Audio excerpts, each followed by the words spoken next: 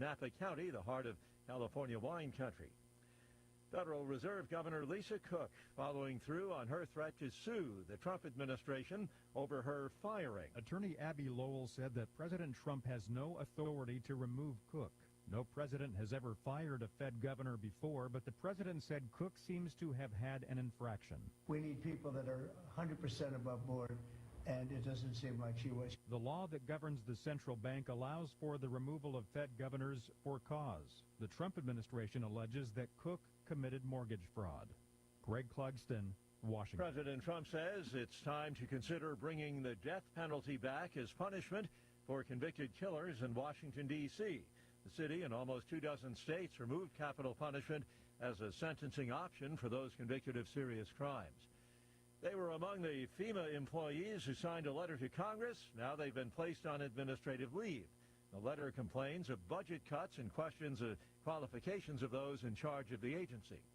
First Lady Melania Trump out with a video announcing an AI challenge for America's young people. The President's National Artificial Intelligence Challenge invites every student in America, from kindergarten to 12th grade, to unleash their imagination and showcase the spirit of American innovation. The nationwide contest designed to encourage young scholars to work together using AI tools to take on and solve challenging community issues. On Wall Street, ahead of this morning's opening bell, the Dow futures are down 5 points, NASDAQ futures off 14. More on these stories at townhall.com. The following is not an actor, but a real-life story from Trinity Debt Management. Hi, my name's Neil. I have some advice for you if you've been trying to break free from credit card debt. You can start by doing what I did. Get your bills together and call Trinity Debt Management. Trinity is dedicated to helping people like me become debt-free. When I called, my first experience was a feeling of relief. My counselor was kind, and best of all, she didn't judge me. In just a few minutes, she helped me figure out a plan that consolidated all my bills into one lower monthly payment. This substantially reduced my high interest rates and put me on the road to success. In the end, I saved thousands in interest, and today, my credit card debt is a thing of the past. If credit card debt has you down, call Trinity at 1-800-990-6976. My name is Neil. Take it from someone who's been there. Call Trinity and become debt-free for keeps. 1-800-990-6976. Some good news for a beleaguered American aircraft manufacturer. South Korea's national airline has ordered more than 100 Boeing planes. The company says the deal includes $36.2 billion for 103 next-generation aircraft, nearly $700 million for 19 spare engines from GE Aerospace and CFM International, and billions more for the 20-year engine maintenance service contract. The group makes clear strategic investment in the U.S. market will further strengthen the airline's operational capabilities and global competitiveness, and foster robust commercial ties that will drive sustained growth. I'm Charles Dillard. Heavy rain has caused flooding and landslides in parts of Southeast Asia, where at least 8 deaths are reported in the wake of a tropical storm. Flooding occurred in the northern and the central provinces of Vietnam. News and analysis at townhall.com. AT&T spending $23 billion to acquire certain wireless spectrum licenses from EchoStar.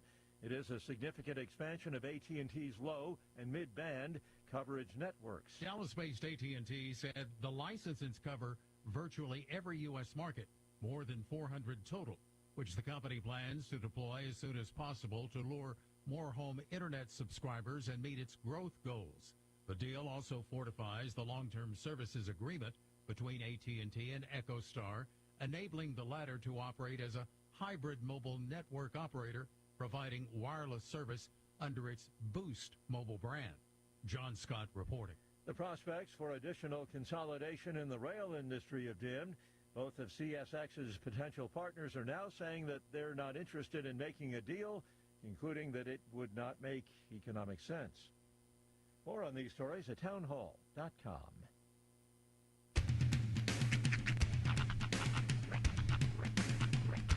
What in the wide, wide world of sports is going on here? I promise you, Whatever scum did this, not one man on this force will rest for 1 minute until he's behind bars. Now let's grab a bite to eat. Yeah, come on. I feel the hot wind on my shoulder and the touch of a world that is older. I hit the switch and check the number. I leave it on and then I slumber. I hear the rhythm ringing through it. Flamenco guitar and cumbia music. I hear the talking of the DJ. Let's have a listen. What does he say? I'm on a Mexican radio. I'm on a Mexican radio. Broadcasting live from high atop the J.P. White Building in downtown Roswell, New Mexico. It's Mornings with Mike Winters on 106.5 Roswell's Talk FM. Is that what I sound like when I talk? Now, here's your host, Mike Winters.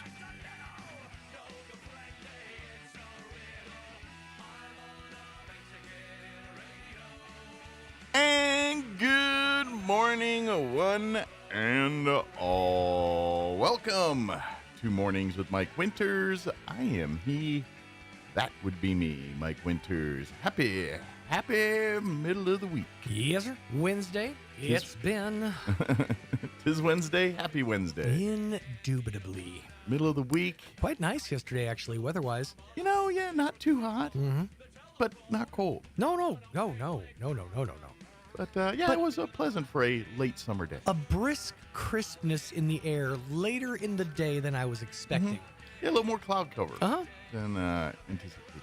Old men talking about the weather. That's right. Thank you very, very, very much to everyone that participated in the Historical Society for Southeast New Mexico's Heritage Dinner last night.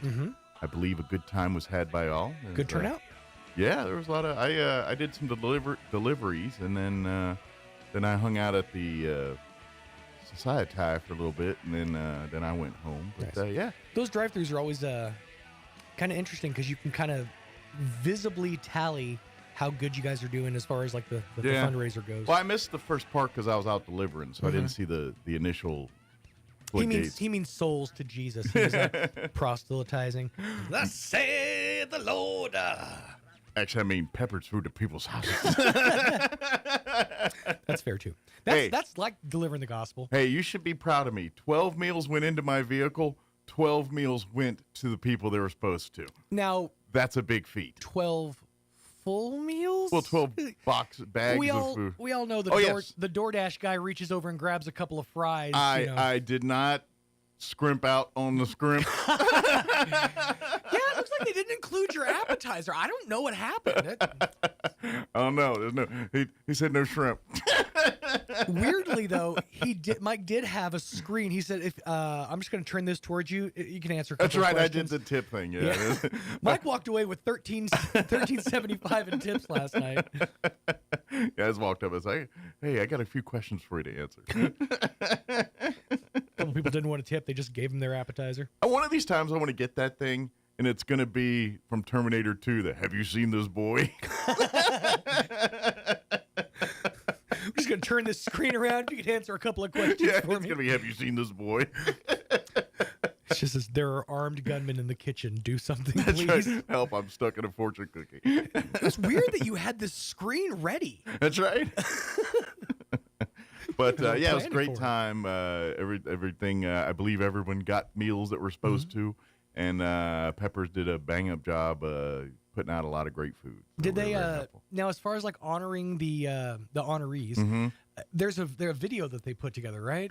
I think there's some stuff online you could check out. And I delivered food to Community Kitchen, their group there. Okay. And it was cool. A lot of them dined. I know like Harvest Ministries actually went to Peppers, all the volunteers ate at Peppers. Nice. I believe the Assurance Home group all gathered together, as did the Community Kitchen folks. They all kind of gathered and had a meal together. And I know Poor Clare Monastery also had several events and things in their little community that they were doing. So nice. Good stuff. Yeah. A lot of praying and eating over there last night. So it was good. But yeah, it was a big success, and everybody's happy, hungry, tired, and we'll do it. How was the split as far as y'all's dinners go? Because I know it's It was chicken Oscar, and then it was like beef tips. Beef tips. Okay. So did you guys flip coins or? No. We halves it down. She'll eat half the beef tips. I'll eat half the chicken, and vice versa. So you get a little bit of everything. Yeah, so we take a little bit, and then there's enough rice and the vegetable medley and salad for 2 people there. So and enough dessert for you. Yeah. Actually, I think I did get shorted a dessert because I got home and there was no dessert in the bag. Oh, so no. I think, of course, I got mine early because I was one of the delivery groups. Because he knows Kim's listening right now. It's weird. I got home. There was no dessert. I don't know what happened. I don't know. Just chocolate around his mouth. Yeah, exactly. I don't know what happened.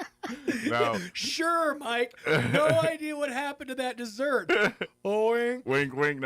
No, I just think it was early in the game, and they were, didn't get chance. They just forgot to drop one in my bag. Oh, it's a conveyor belt system. Things are bound to get missed along the line. But yeah, it was good. I think I ate more shrimp because I ate like 4 shrimp, and I don't know how many shrimp were in there to begin with. I gotta imagine, since they're jumbos, right? They're big ones. Yeah.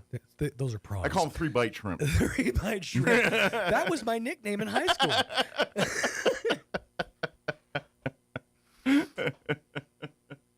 Yeah, 3-bite shrimp. That's what's that? Indiana Pacers forward Detlef Shrimp. Yes, shrimp. Yeah, he's a 3-bite shrimp. Detlef. The Shrimp family. I only know the name Detlef Shrimp because of the show Parks and Recreation. That's the only reason, because he was Indiana, so he made a couple of appearances. They had some good names over the years. I'm pretty sure the Wizards for about a half a minute. Mm-hmm. Had a guy named God Shamgod. Wow. You are putting a lot of pressure on your kids if you name your son God. Shamgod is the last name. I want to go with a biblical name. I'm thinking God. But then he goes with the last name Shamgod. I'm like, is it though? So God Shamgod ? So is mom and dad Shamgod trying to do better on the they didn't ask for their last name. Right. They were just, it was given to them. So now they're like, well, we gotta put the balance on the other side, so we're gonna go God Shamgod. It's a real balance of power. I would have named the kid Damien Shamgod. You have a daughter, name her Ima. I got 2 twin daughters. Ima and Yura. They hang out in hotel hallways. They say red rum. Play with us forever and ever. That's right. But, I better get my interview going. I got a long one today. We're going to replay our interview we had with the DA's office. We had, of course, Diana, the DA. And, of course, Gina and Justin also joined us. And also Chevy, the newest DA dog. So we'll have that play that conversation here in just a bit. But it's a long one. We're going to replay our interview with Carrie Moore from the Health Council in the 8 o'clock hour. She's talking about several things in that conversation. According to the new, it's like the phone book of good resources. Mm-hmm. Good Housekeeping's Good Resources book. That's right. I don't know. We got to come up with a name for it. It's got all the good info, the need to know info. It's good. It's like a 1 card. It's real good. It's good. It's good. And then we're going to replay our interview with Tamara Schubert from the Extension office. She joined us last week to talk about things. We'll play that in the 9 o'clock hour this morning. We were scheduled to have American Legion, but half of them are in Florida for a national convention, and the other half I don't believe are available. So they have a lot of conventions. The Legion. They love to meet about meetings. They're a big conventioning people. I've been in more meetings than the American Legion since I've been in the history of meetings. We need to have a meeting to organize our meeting schedule for the next meeting. I like to meet about the meeting we're having next week about the meeting. We're having meet. Yeah. Well, first a meeting about the convention, then a convention about the meeting. All right, it is 7:14. Here's your weather. I'm meteorologist Steve Hamilton with your Pecos Valley weather. Most of that monsoon moisture is staying off to our west, but we could get a shower or thunderstorm later on today. Some sunshine, and we're in the low 90s on the high. Overnight, a few clouds, upper 60s, and then lots of sunshine coming up for Thursday. We'll heat up a little bit, too. We'll be in the upper 90s. Scattered afternoon showers and thunderstorms on Friday, low 90s. That's your latest forecast. I'm meteorologist Steve Hamilton. Thank you, Steve. Currently 69 degrees here in Roswell. Humidity is at 66% with winds at the moment out of the south at 8 miles per hour. Sunny and 93 for our high today. Southeast winds 5 to 10 miles per hour. Partly cloudy tonight with an overnight low of 68 degrees. South winds 5 to 10 miles per hour. Thursday, sunny, 96 for a high. South winds 5 to 10 miles per hour. Thursday night, partly cloudy, overnight low of 70. South winds at around 10 miles per hour. And then Friday, they've reissued or issued rain chances. And they get better as the weekend progresses here. Friday, during the day for the afternoon, we're looking at a 30% chance at afternoon showers, mostly sunny and 94 with northeast winds 5 to 10 miles per hour. 60% chance at showers Friday night, mostly cloudy, overnight low of 68. Of course, everybody's out of town this weekend. Roswell's going to Alamogordo and Goddard going to Carlsbad. So I don't know what their rain situations are, but there won't be a game here, at least for Roswell Goddard in town. So probably Nimmy and Gateway, but not Roswell. Saturday, we're looking at a 50% chance at showers, partly cloudy and 86. Saturday night, an 80% chance at showers and thunderstorms with a low of 64 overnight. Sunday, we're looking at a 70% chance at showers, mostly cloudy and 77 for a high. Upper 70s on Sunday. What? And then Labor Day, a 50% chance of rain, mostly cloudy, 77. So if you've got cookout plans this weekend, this Labor Day weekend, you might want to move them indoors. I'm just saying it doesn't look good for especially Sunday. And Monday's like a 50% too. So do it on Saturday. It's only a 50% chance on Saturday. So. And then Monday night, 40% chance of rain as well. So not much chance of rain next couple days, but beginning Friday, and then for the next few days after that, pretty good. All right, 7:17, we're going to take a 2-minute break. Then we're going to play our interview with the District Attorney's Office. Don't go away. Hey Roswell, trade up to a new Ford or quality pre-owned vehicle for less during the final days of the summer clearance event at Roswell Ford. Right now, save big with clearance prices on new Fords with 0% APR and make no payments for 90 days. Your friends at Roswell Ford make upgrading to a new Ford or quality pre-owned vehicle for less super fun, super fast, and super easy. If you're making payments on your current vehicle and want out early, Roswell Ford will do whatever it takes to free you from your trade, even if you owe thousands more than it's worth. Worried about your credit? Don't sweat it. Roswell Ford has partnered with more aggressive lenders that will push to approve your credit, even if it's less than perfect. Get huge American-made savings, more for your trade, and a better buying experience. Get on board at Roswell Ford, because we'll do whatever it takes to make a deal. 821 North Main Street in beautiful Roswell. Call 575-623-3673 or online at roswellford.com.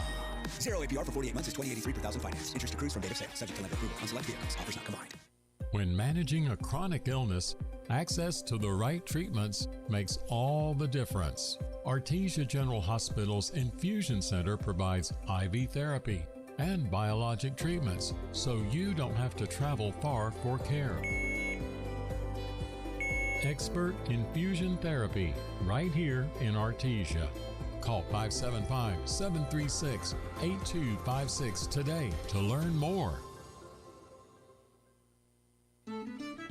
It's too bad the Eastern New Mexico State Fair doesn't have a category for weeds, because with all the rain we've had, they'd be giving out lots of blue ribbons. Hi, this is Ben Manat from Roswell Seed Company. We have powerful products to get rid of the hardiest weeds, and most important, we can tell you exactly how and when to use them to get the job done. Yeah, this year's weeds are certainly impressive, but at least they're green. Here's a Mornings with Mike Winters fun fact. Due to extreme pressure and weather conditions, it literally rains diamonds on Neptune and Uranus. Stop snickering because I said Uranus. Here's Mike Winters. Here this morning from the District Attorney's Office. Of course, our District Attorney, Diana Luce, with us this morning. Good morning. Good morning. Lead Investigator, Justin Dominguez. Good morning. As well. And the DA Dog Lady. Good morning. Jeannie A., you're back with us, too. With our new recruit is with us as well. That is correct. He or she, I forgot to ask. He is a friendly dog. We've been hanging out here, so you want to enter? Well, you all can't see her, but she's under the table. So we have Chevy here. We got him in April. Okay. So he's still young. He's 2 years old, and he's taking over slowly for Beaumont and Kiki in our offices. To be the lead dog here for all of the for Chaves County. Chaves County. Yes, here. that's correct. And for folks not familiar with that, which we'll get into more here. Of course, we've talked with you guys, all three of you, actually, quite a bit on the DA dogs here. This is a great program that really started right here in our judicial district here, the 5th District, and it's a great tool that allows your district attorneys to gather evidence and things when there's specifically cases that involve people. And a lot of the times these dogs will come into the room and be that calming force, just be there. Especially it's great when they have to interview children or, any victim really, but it really brings a sense of calmness, normalcy, something happy in a room, and generally in situations that aren't very happy. And so these have been valuable tools for your DAs, for your investigators, and I know, and they get a lot of fun too, because they get to go to libraries and get kids read to them, and so it's not all work for them. We miss doing that. We need to do that again. It was a lot of fun, but we miss doing that. But that's what the DA dog. Now the thing here, and this is kind of where we'll transition in a second.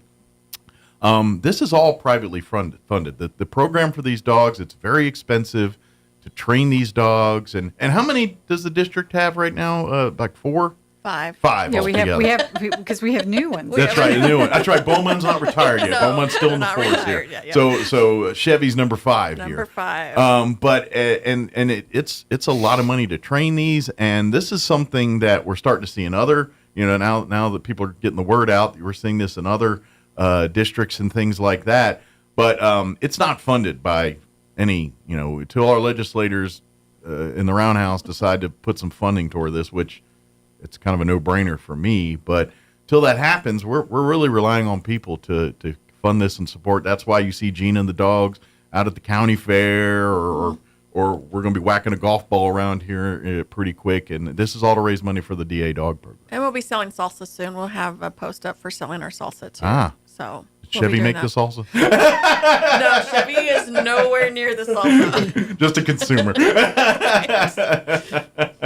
Very good. But yes, coming up here on the 18th of October will be the golf tournament this year for the DA dogs here for the program, and so now's the time to sponsor, sign your teams up, get things going, because we already know August is done like next week, and October will be here like tomorrow. So. Yes, it's gone by really, really quick. The summer went by fast. Yeah. So sign up your teams. Do you guys have the skinny on the details of the shotgun starts and all that kind of stuff? So it'll start at 9 o'clock on the 18th. It is at Nimmy's Golf Course, of course. This is going to be our third, so we're really excited about that. Good deal. We're going to have raffles and door prizes. There's going to be cash payouts, not normal for golf tournaments, I'm learning, but we're going to do cash payouts. Well, I never heard anybody complain about cash. No. Cash is good. Cash is really good. Like I said, we're going to have door prizes. We're going to have some good raffles. We've got a Sunday golf bag. We've got a Callaway driver. I'm not a golf person. I'm not either. And then we have I've heard of both of those things, right. and they both sound good. So. Cameron Scotty putter, and we're going to have a nice golf cart radio speaker. Okay. So we have that as from some of the listen to the morning door show where prizes. you're whacking the ball around. And then we've got some sponsors that are already on board that have been really, really amazing. So we're really excited to have them back on board. Well, we do appreciate them, and there's more opportunities, and really, everyone's going to have fun and eat food and whack golf balls, maybe win some cash here. Right. But really, at the end of the day, this program is really making differences in allowing cases to get solved. Yes. And the cost of the dogs went up as of July 1 to $20,000 per dog. So it was about a $7,000 jump in price. Worth more than me, Chevy. Right. and they are worth it. They're very much worth it. And in fact, we had this week was my reminder, of the work that these guys do. We had somebody come in very, very nervous. And as soon as Chevy walked in, bubbly, cheerful. You can't not but not like Chevy. So it was amazing. It was a good reminder of what they do. It's such a. I got to ask, are you keeping Chevy full time too? Yes. So where do you sleep now? Now that you got Bo on. I have the crate and they have the bed. I got it. Okay. because that's the the folks that, like you said, you handle the dogs that call Chaves County home. Each of the Lee County, they got all their another person like you that's the dog mom or dog dad there doing that. But that's yes, their day job is making sure these dogs do their day job, but it's a full-time job. You guys are their parents. You're the mom. Your family's their parents, like these dogs are too. So this is kind of a family involvement for you guys, and I'm sure all the other dog moms and dads in the other counties. We're lucky we have the 15 handlers. They each have to be trained and certified to handle our dogs. So we're very lucky there to hand off. But it is a 24/7. It's like having a toddler on a leash. It's a cool job. It is a cool job. I'm a little jealous of you on that fact. I mean, it's kind of like your partner's a dog every day. That's pretty cool. Sometimes you get attitude, but they don't talk back. So. Well, sometimes I get attitude. So. Right. I'm just saying, Justin. Like in your working the beat days, did you ever have a desire to do canine? No, when I worked for the New Mexico Department of Corrections, I supervised a couple of canine handlers in our intelligence unit. But understanding what those guys go through and that it is a commitment, a huge commitment. Sure. It just wasn't something that I was capable of setting aside time for. To me, that'd be the cool part. Like if I went the law enforcement path, I'm like, I want a dog. I want to do the dog stuff. Yeah. Hey, that's my. But I'm. Well, we're very fortunate. We have support from my person to my left here, the DA, that loves the program. So we're very fortunate we have that support. How did this program start, Dan? Was it something that someone like Gina came to you and said, hey, this would be good? Or how did this all conceptually happen? No, it actually started when Janetta Hicks was district attorney. Okay. And I was doing cases. I was the chief deputy over in Lee County then. And so I was doing cases, and we were using the CASA of Lee County's dog. Okay. And the problem would be we would have the dog available, meet with our victim, be familiar, and then we would get to the day of trial, and the dog wasn't available. It's got double duty. So, and then the you could tell the difference, complete difference in a little child that thought the dog was going to be there with them, and then they're not. And so Janetta came up with the idea. We had grant funding that we could use at that time, and she's like, "What do you think?" And I'm like, "Hey, I'm all in. Just tell everybody else whatever else they wanted for that money. We're not doing it. We're going to invest in dogs." And that's where it began. And so I've been 100% on board since we started this. And then Gina started the foundation, which, the nonprofit that lets them bring in the money, because we and other DAs have found this out too, that they think, oh, well, they can pay for things out of their budget. No, the state of New Mexico will not let you do that. No. You've got to pay for it. It's either donations from the food or the vet services or the grooming. Money's earmarked for things, and there's you got to have private funding, and so it's work just doing the fundraising. So let's talk. Yes, obviously, and so in the meantime, we need you to come and support golf tournaments and the events like this, and here in Chaves County and the other counties as well too here. But how do we, the people, get this to the next level where we're saying, why aren't our legislature talking about funding this permanently? Why isn't there something in the budget created to make this a line item that this is just part of every DA's office budget? They get whatever that number is, 100,000, 200,000, $1 million, whatever that number is, devoted directly to the DA dog program. I mean, what is it? Just blowing up our phones of our legislators, or what can we do?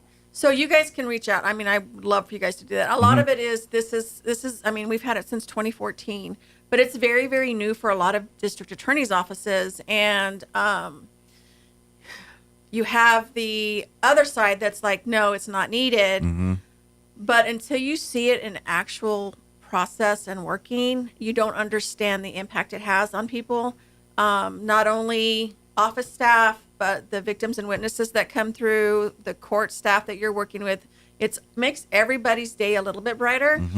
But if you don't see it, you don't believe it. And that's been a big issue for a lot of people. They're like, oh, it's just a dog. And it's like, no, it's really not. Yeah. It's a living thing that people tend to use as a great tool to deal with emotions, to deal with troubling things, and that's the trauma and the stress of all of it. And sometimes it's just the stress of being in the location of the courthouse. Yes. What? So the naysayers, right, the ones out, are they literally just people that aren't basically attorneys and people? I mean, who are these people that are? Is it just other legislators? It's just everybody in general that doesn't see the work that these guys do. Surprised. They don't understand.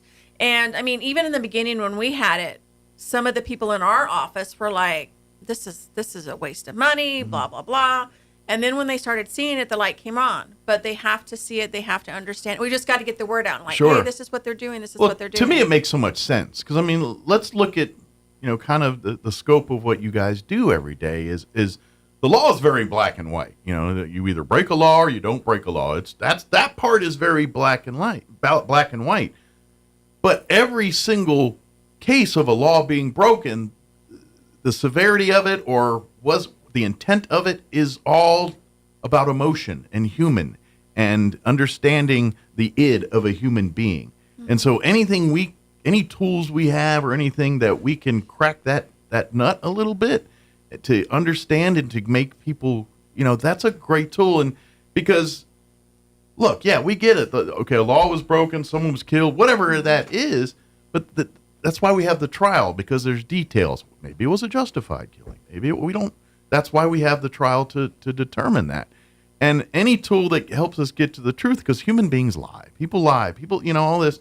But when you can get a dog in a room that really puts down barriers and lets people feel more comfortable about sharing things that they wouldn't be comfortable sharing. Right. From all perspectives. I would even make an argument that if cops were in an interrogate room with a dog, there might be some headway you're making on that. I'm just saying, there's a possibility. The possibilities are there. You never know. Yeah. I'm just saying, but why not try it?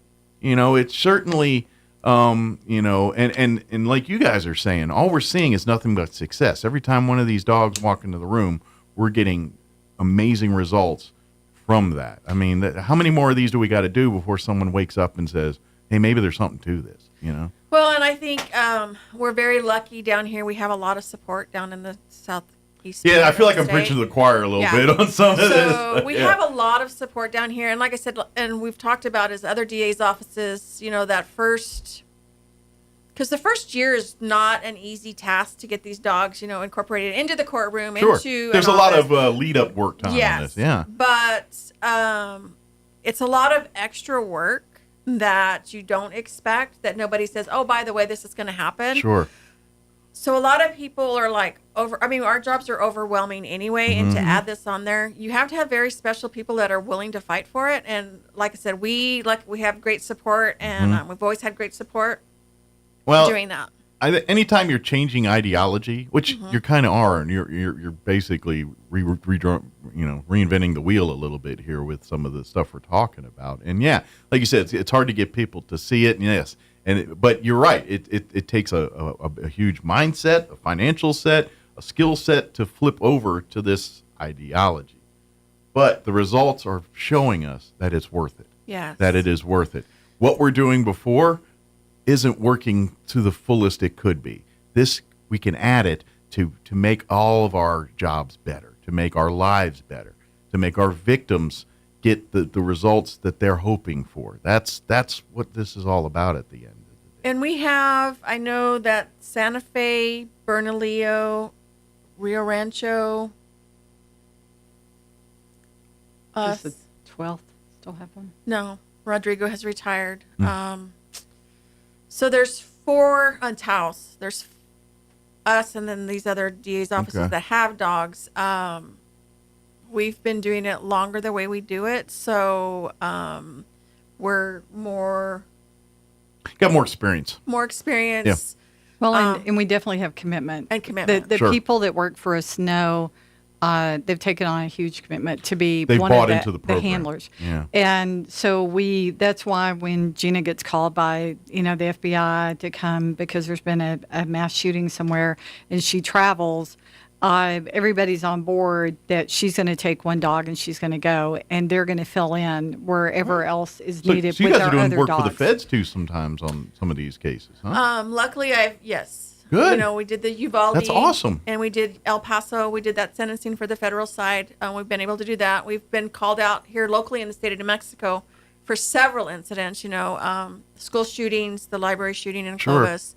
Is the work an advertisement of itself? Like, are other people, when you're doing these, seeing the results of these dogs and saying, hey, Yes. maybe we should invest some more time and money into that? That seems to be working. I really think that the other DA's offices have heard about us, or we've been loaned Mhm. out, and they're like, we want this. So, and I'm always available for these other agencies if they have questions, because, we have done it. We've been there, done it, and, we can make it easier for them. Sure.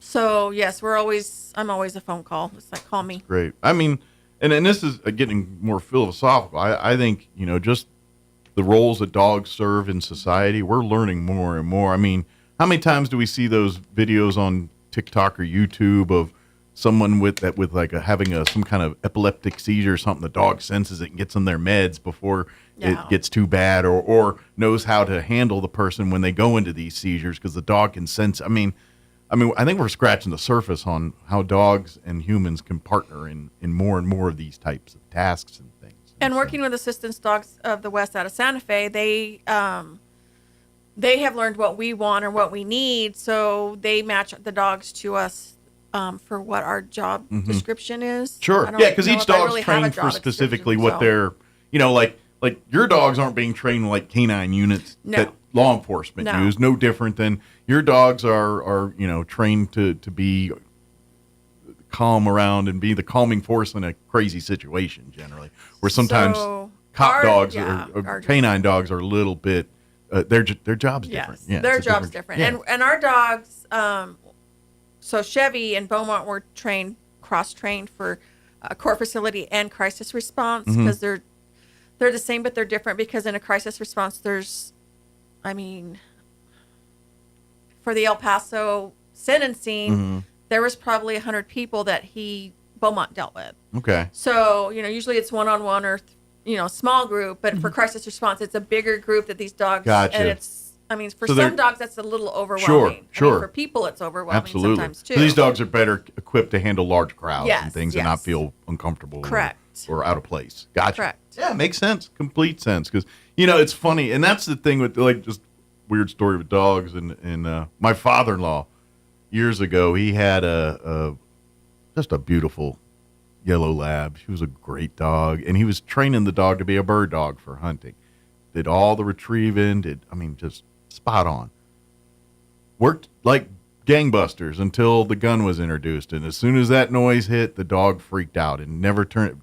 Amazing dog. Not a good bird dog, but but right. That's what we're talking about here is, you gotta, okay, get the retrieving, got that down, but you put this ingredient into the situation, it changes the dog's training altogether. Yes. And so that's exactly what we're learning and finding out with stuff like that. So, but that's either way, this is why, this program is such, and this is why your office has really been pushing and fighting for more funding, more recognition for this program, because it's, you don't think of like breakthroughs coming out of a DA's office, but this really could be a breakthrough in how justice is done throughout because the way I see it, and I've said this to you guys 100 times, I think every district attorney's office in the United States of America should have at least a couple of these dogs available for situations.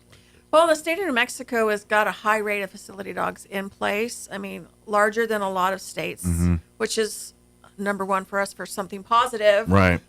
So we're positive in that area, and we have a lot of people that are buying into the program. Okay. It's just a very expensive program. What about federal funding? Is there avenues to get the feds to maybe chip in some funds on this kind of thing? So the feds have their own crisis response dogs. Gotcha.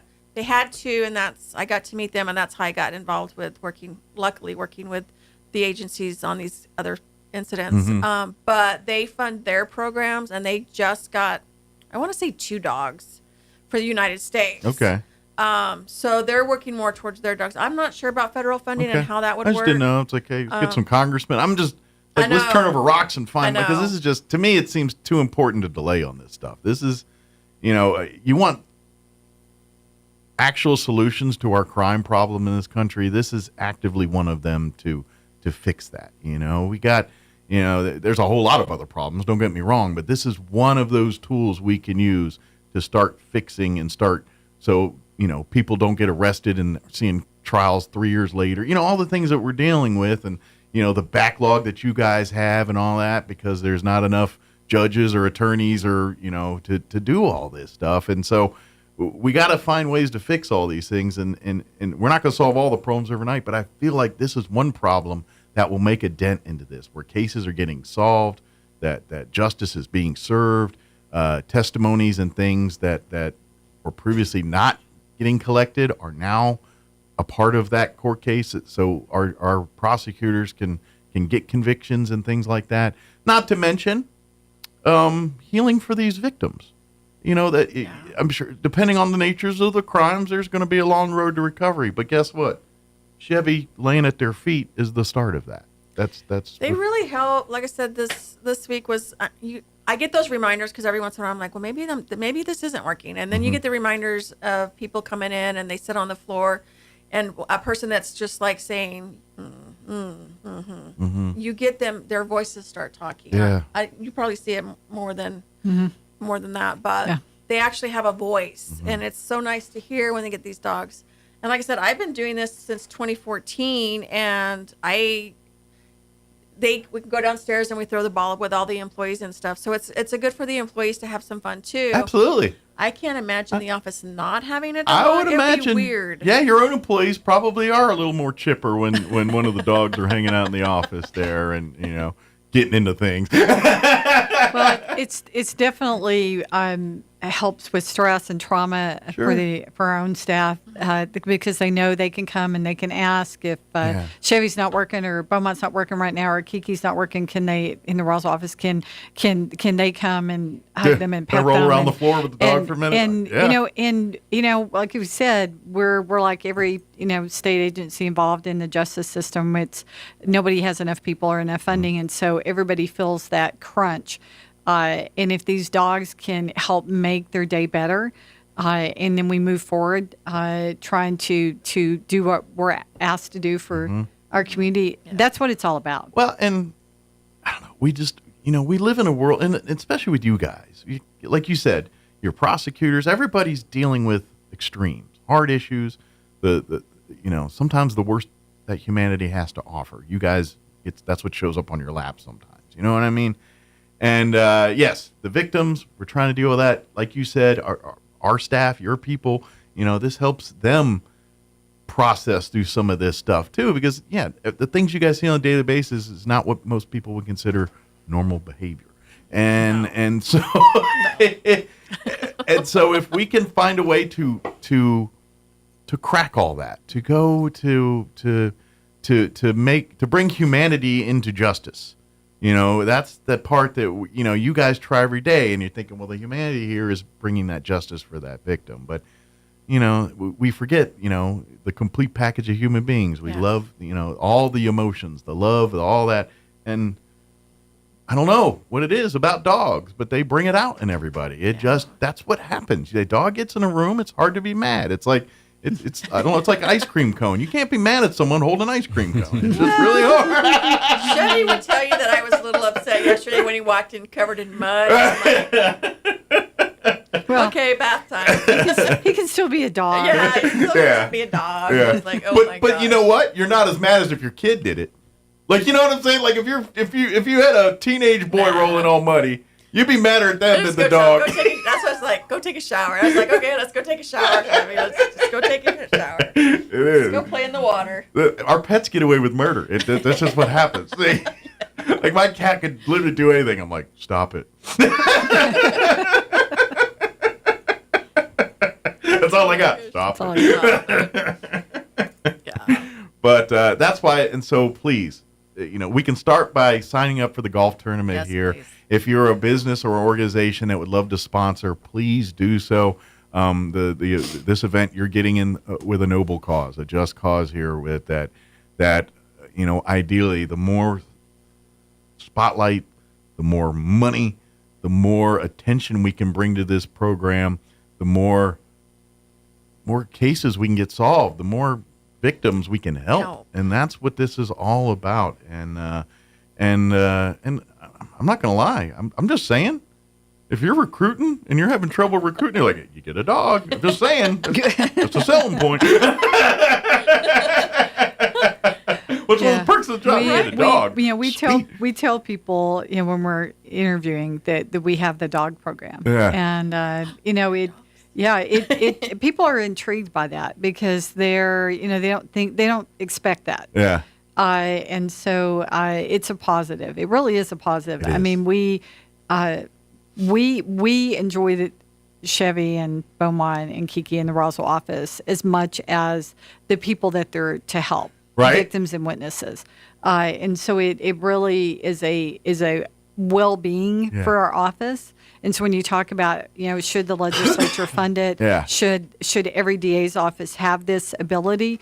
They should. And the reason is because it helps the overall well-being of the people that do this kind of work every day. I'm trying to find the negative help our victims and our witnesses. Tell me the negative. What's the negative? I mean, expensive? Well, you know what? Everything's expensive. Right. Things that are done good are expensive. That's just what it is. There's really, to me, there's no negative as long as, and like I said, we have the support. I think if we didn't have the support, that would be the negative because it's kind of like, okay, you promise these people that you have this dog, and then all of a sudden there's no funding. Right. You don't have a dog, and then it's another letdown. Right. That's our thing is we don't want another letdown for these victims. And at the end of the day, this is dealing with living things. Yes. You just don't shut this program down and they put things in a file cabinet and lock the door. These are animals with lives, and someone's still got to take care of them and provide for their lives, regardless whether there's a DA dog program or not. You know what I mean? And so there's different variables here, but this is it. This is a win-win. There's really no negative here. This is positive for every party involved, including and including the I like I'm saying the offenders and things like that. Who knows? Dogs to get to them too, and next thing you know, change of heart, change of seeing that the dog shows them the grief, the severity of what they've been doing. I know it's weird. It sounds weird, but things like that happen. It's just you'd be amazed at what triggers someone to say, I'm not doing things the right way, or I'm not, or this isn't supposed to be right. And dogs have an amazing ability to remind us the human side of things. And if people can't make the golf tournament, of course, we're going to be at the fair. We always have our booth. And usually the dogs throughout the week will be popping in and out depending on the dates and times. They'll be there. There'll be one of our dogs, either Duke, they make Tina, appearances. Yeah, Tina, Beaumont, Kiki, Chevy will all be there on that Saturday. Good deal. But we'll have, for sure right now, we have a Dooney and Burke person wallet for a raffle for that. And then we're working on a couple of other raffles for the fair. But we'll have drinks and we'll have other things for sale just to kind of raise money. And, of course, we'll have our donation jar, so you guys can stop by. If you want to keep a dog house on your dog, you fellas, maybe get in on that Dooney and Burke purse, and that'll keep you out of the dog house. Especially if you told me you spent a bunch of money on a golf tournament. Well, I got you the purse, too. See? Look, it's a win-win for everybody. Exactly. So, exactly. Got to know how to work the idiot. But yeah, please come. And yes, please, when you're out at the fair here in a couple weeks, and again, that's a couple weeks, folks. I know. October, that first weekend of September will be here before you know it. Yes, come to the commercial building. Look for, you'll see it. They usually keep you all in the same spot every year. I've had that spot. Yeah. Oh, I don't even know how long we've had that spot. We've had the same spot. She's got her initials, and I'm just kidding. It's painted on the floor. Somebody else will take it. This is the dog spot. But we have that, and then our Facebook page for the salsa, they'll have that announcement out too. Good deal. I think it's DA Dogs Facebook page. Okay. So we'll have our salsa sale post on there. So is there I'm curious, is there like one person that's like the salsa person that makes all? Is it you? Is there like some vault with a recipe and it's like I have the recipe and it's just an easy recipe and all the handlers come in and help and we have a lot of our board members that'll help. Okay. So it's not like a secret. So, no, they kind of know. Okay. And if they don't do it right, then it's like I don't know if it's like a lock and key thing and maybe Beaumont's retiring, but that he's in charge of the closet where the recipe is. We have it. Everybody kind of knows what's in it. So, but they've been sworn to secrecy. So. Very good. Needless to say, when you guys have gatherings, there's always salsa, right? Usually, somebody will ask, "Where was the salsa?" Yeah. Yeah. But we do the three types, hot, medium, and mild, because For a while there, it was just one, and it's like, but it's hot. And I was like, okay, we'll tone it down. If you live in New Mexico, hot's a relative term. Well, some people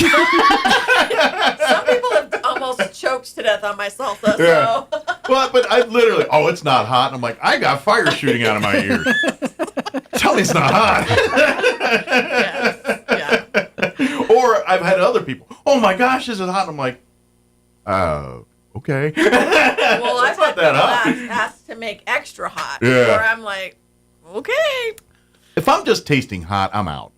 You know what I mean? I'm like, I want taste other than hot. We make it to everybody's flavor. So. But I know there's people that, I don't know if they just got lead between their stomach and their esophagus that just, I don't know. I'm one of those. Oh, man. I'm one of those. It's like, oh, yeah, I eat Tums as a part of my... I was probably one of the people that said, can you make something that's not just hot? Well, when I guess we made one time and we were sitting down and she got a jalapeno and it was like, oh my gosh. Yeah. And I felt bad for her. Yeah, they were like, it's not hot. I'm like, yeah. Okay. I hate to see what you think's hot. I'm like, okay, I'm not having salsa today. Right. Right. And in all fairness, though, jalapeno hot is not the same as green chili hot. No. You know what I mean? No, it's different. Jalapeno hot's more in your face. Yeah. Where green chili hot's the best green chili is the one where you're not even realizing it's hot till you're about halfway through it and you're covered in sweat and you're like, oh man, that's hot. That's good green chili right there when you get through it. So. But yes, so look for the salsa soon. And we do it in Chavez, Eddy, and Lee counties. So. Good deal. So will it be available at the fair or by fair time? No, we won't be able to sell it at the fair. There's certain rules and regs and all of that. Makes sense. But we're trying to shoot for football, first part of football season, so we have it. But see, the move is, if they could let you do that, set up right next to the 4-H ice cream shop. No. So good idea. You can both help each other out on business there. Taste this and then go next door. Exactly. If it's too hot, we can help. Exactly. It's win-win. We can, everyone. It's called marketing. Let's do this.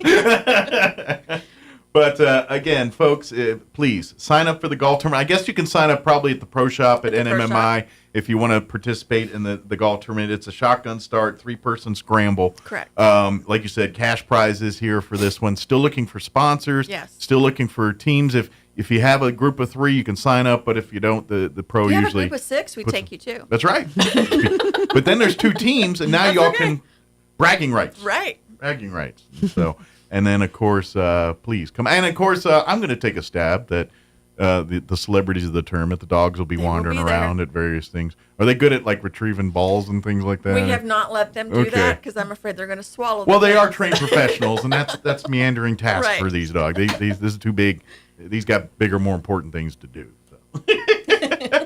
Dan, is there anything before we go that you wanted to mention that we wanted to talk about? I know we've been spending most of the time on the DA dogs here, but let's talk a little bit about juvenile justice. Yes. I've kind of been doing the media tour on that. So there's been a lot of things in the media statewide regarding juvenile justice and doing something different than what we're doing. Not having enough juvenile detention centers around the state. Who's going to pay for that? Are they going to ask the counties to come back in and put that money up, or is the state going to put the money in and do regional? That's always a big question. Who's going to pay for it, right? Who's going to pay for it? Yeah. And then we got to do something different with the violent crime. We need to look at different charges of how we can prosecute a juvenile as an adult, and not keep doing what we've been doing because life and times have changed. And juveniles are, I talked a little bit about Benny's Law recently, that I understand the purpose of that law, and that's to make everybody that's a gun owner be safe with your firearms. Sure. But that's not going to keep juveniles from getting guns and committing crimes, and they're getting them off the street. There are apps out there that maybe I think the feds are working on to see if they can help shut some of those down. Sure. Where they buy and trade guns. Well, and so if people don't know that, we're being the voice. We're still in the process of finishing sentencing on what we sadly refer to as the Cahoon Park shooting. And so the more we can put this in the forefront of the public, for them to know that that there's got to be real change, and why these laws get up there in Santa Fe and they don't go anywhere. There's laws. Well, there's laws that get political attention, and there's laws that make a difference. And unfortunately, the laws that get political attention get passed that have no teeth or no real substance to them, but they sound good on a piece of paper, and it sounds like a politician's doing their job.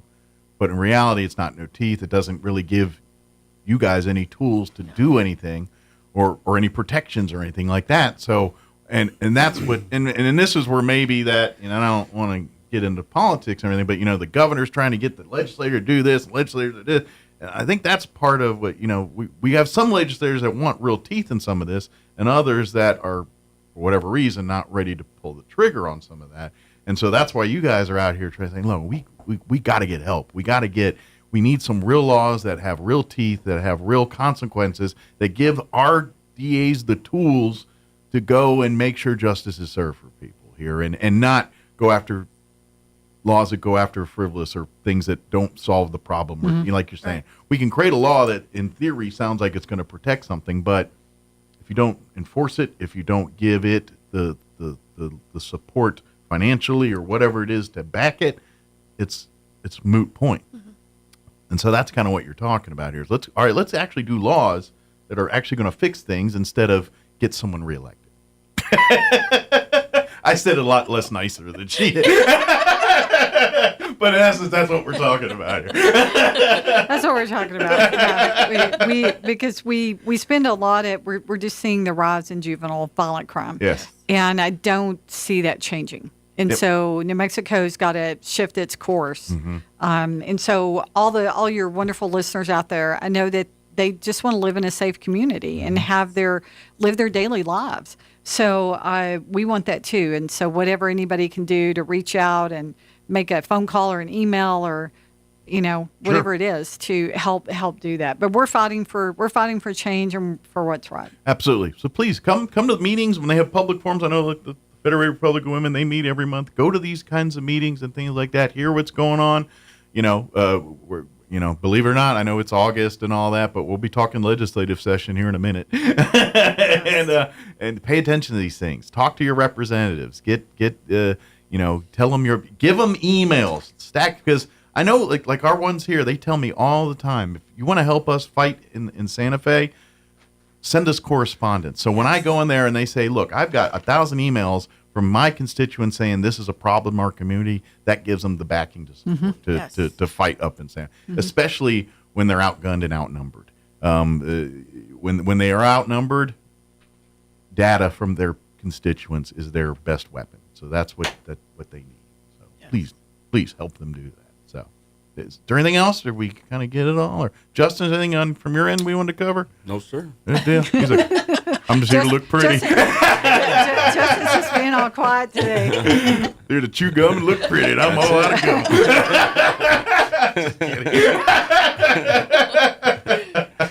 Very good. Well, thank you guys so much. Thank you for visiting. I love that we get to have these conversations with you guys every month. Appreciate that. And thank you. And thank you for the hard work. And I hope you guys do find on those days that really suck and you're really ready to throw your hands up, I do hope you find those things that remind you to say, no, it's worth it. We keep going. And, we do. There's daily reminders. Chevy, that's your job. Chevy's taking a nap. Chevy's like, I'm on break. Where's my bone? Thank you guys so much. We'll see you next time. Well, thank you. Stay cool, dry, whatever's coming up next. It's New Mexico. All right, it is 10 o'clock. That's going to do it for us. Have an amazing day. We'll be back bright and early, 7 a.m. tomorrow. Take care, everybody. You're listening to 106.5 Roswell's Talk FM, KEND.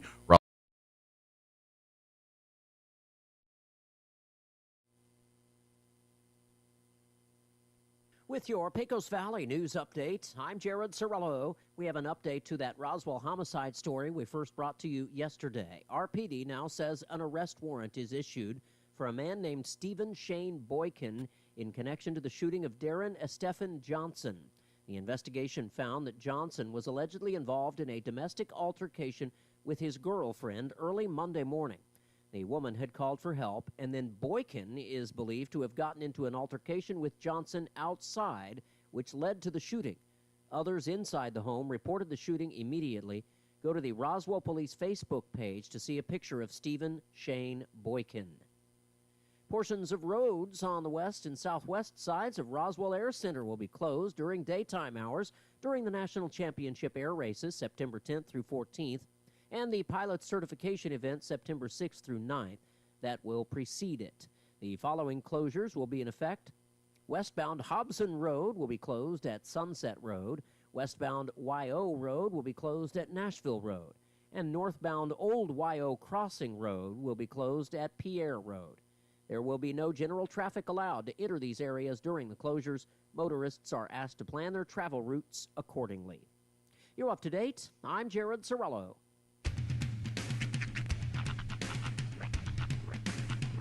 Large cities. Slightly more than half of U.S. adults say they approve of the president's handling of crime.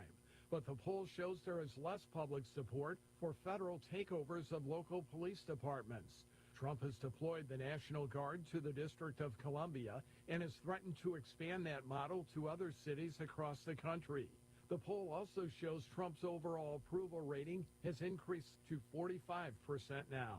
Mike Hemp in Washington. And pursuing his crime-crushing strategy in D.C., the president now seeks the most severe of punishments for convicted killers in the city. In his ongoing crackdown on crime in Washington, D.C., the president said he wants murderers to pay the ultimate price. If somebody kills somebody in the Capitol, Washington, D.C., we're going to be seeking the death penalty. During a cabinet meeting at the White House, he said he doesn't know if the country is ready for capital punishment, but insisted we have no choice.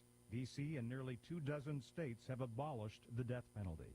Greg Clugston, Washington. Firefighters in California's wine country making slow but steady progress in their battle to control the massive picket fire in Napa County. The blaze, which has charred just over 6,800 acres, is now just over 20% contained. On Wall Street, the Dow is up 97 points, the NASDAQ down 29. More on these stories at townhall.com. Here's an important message from the Diabetes Solution Center. Do you like pricking your fingers to test your blood sugar levels? No one does, but it's important to maintain your health. And now, by wearing a small remote device called a continuous glucose monitor, or CGM, you don't need to prick your fingers anymore. It's easy to use and helps you make more accurate diabetes treatment decisions. If you are testing your blood sugar 3 or more times daily, injecting insulin, or using an insulin pump, call the Diabetes Solution Center right now. And if you have Medicare or most major insurance coverage, you may be able to get a new CGM at little to no out-of-pocket cost. Shipping is free, and we'll even bill your insurance company for you. If you are testing your blood sugar 3 or more times daily, injecting insulin, or using an insulin pump, call the Diabetes Solution Center right now to learn how to end the painful finger sticks and get your own continuous glucose monitor, or CGM, at little to no out-of-pocket cost. India faces a major challenge as 50% U.S. tariffs on Indian products take effect. The import duties come into force today, impacting over half of India's exports to its largest overseas market. The Indian government estimates the tariffs will impact $48.2 billion worth of exports. In Agra, leather footwear exporter Purandawa tells the AP the 50% tariff is absolutely a shock. Dawa adds exporters are looking at other markets to help cushion the blow. We are looking at the Russian market, South America also. It's a huge market. The economic friction highlights the fragile trade ties between the two allies. I'm Charles Tulatasma. Heavy rain has caused flooding and landslides in parts of Southeast Asia, where at least 8 deaths are reported in the aftermath of a tropical storm. Flooding has occurred in northern and central provinces of Vietnam.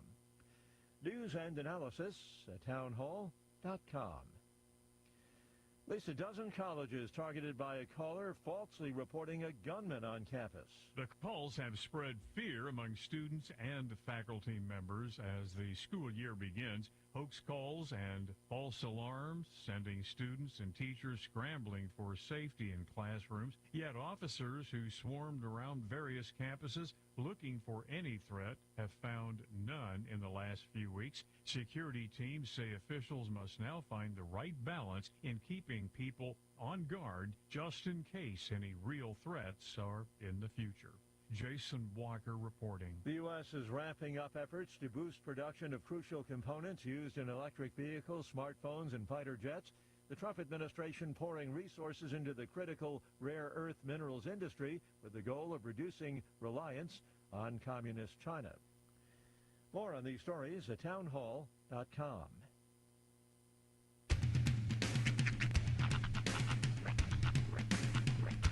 What in the wide, wide world of sports is going on here?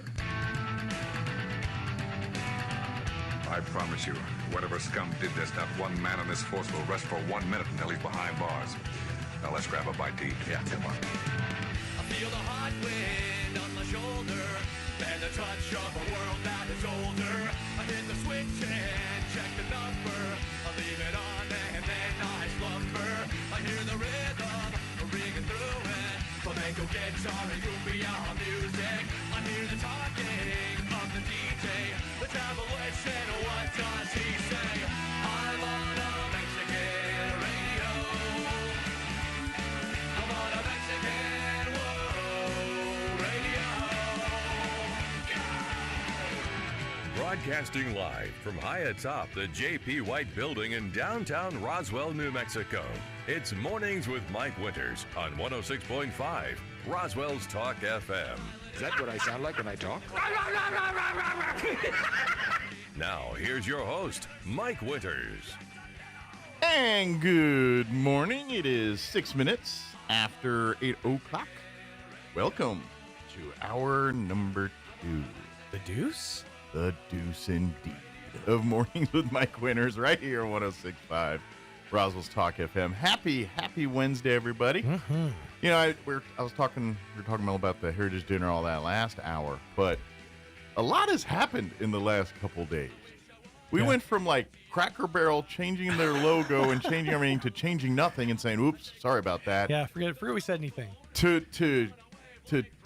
Taylor Swift and Travis Kelce are now engaged. So Yeah. I mean, it's just there's a lot of crazy news, There you is- know. It has definitely been a crazy news cycle I for know. sure. We went from like this whole Cracker Barrel thing. The only thing that went faster, virally, was that couple at the Coldplay concert. Which I love how meme culture works because our collective attention span is so brief that nobody remembers anything about that. Like they remember the story, obviously. Right.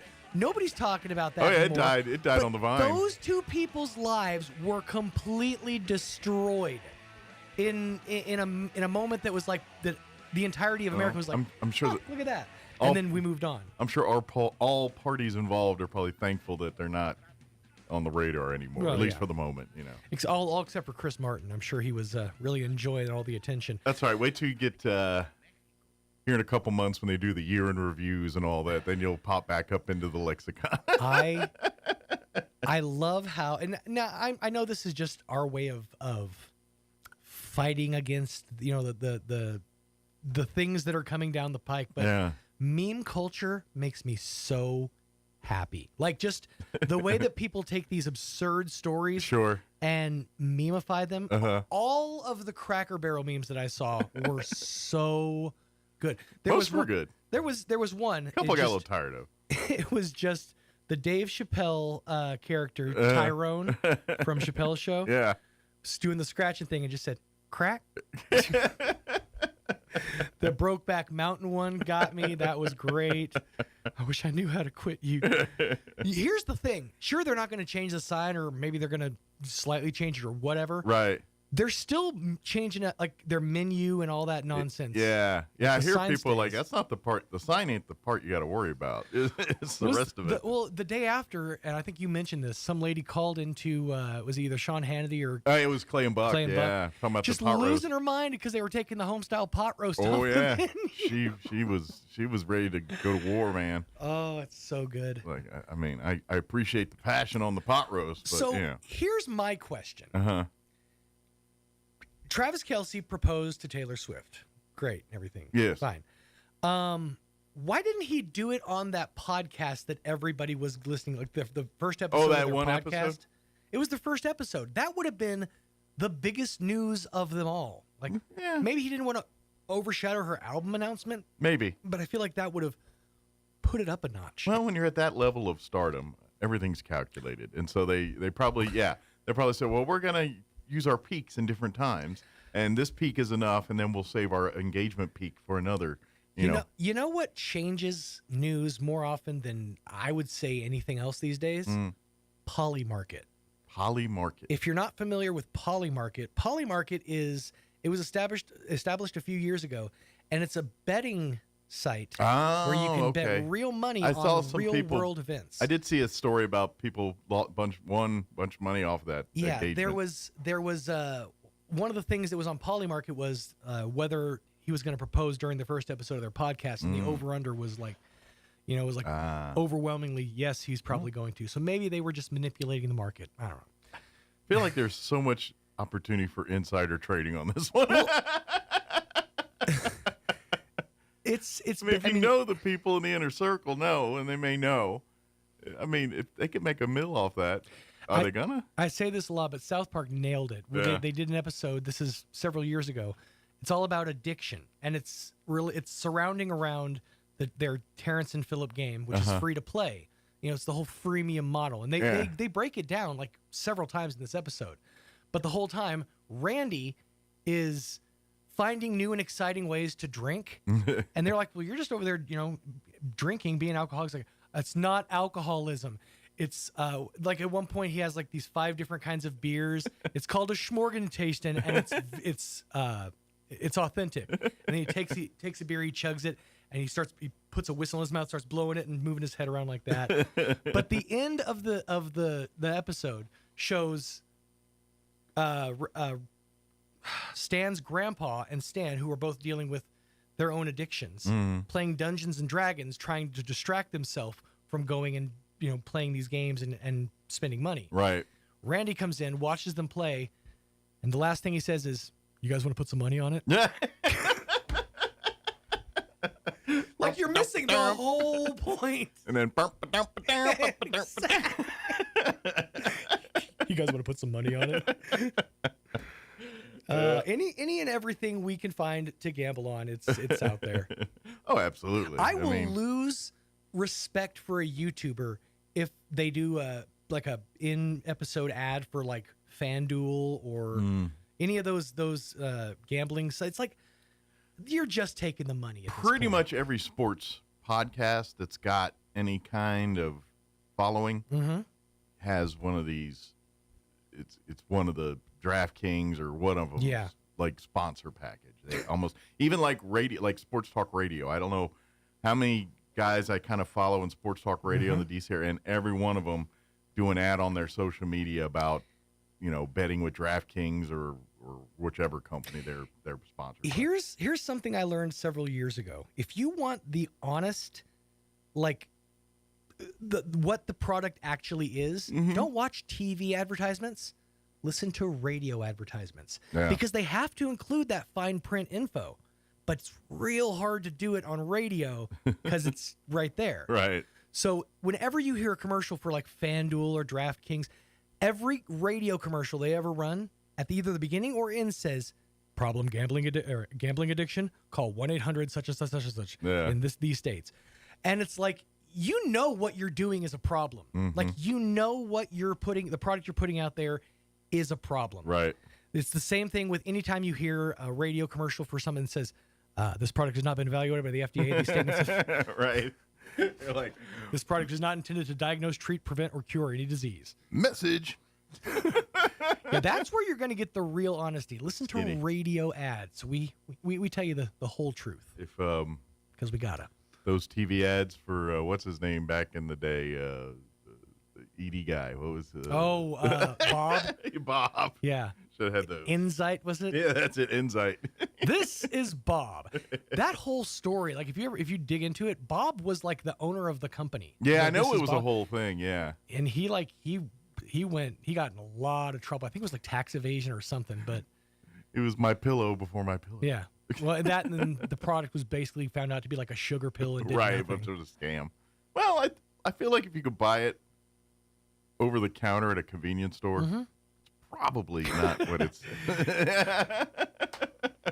One of the things they talked about in that Fit for TV documentary is how adamant the trainers were on, or the producers specifically were on handing out what they called yellow jackets. Is that the caffeine pills? It's Stacker 2. Okay. Which was a huge, huge advertiser back in like the 90s and early 2000s. Those ads were everywhere.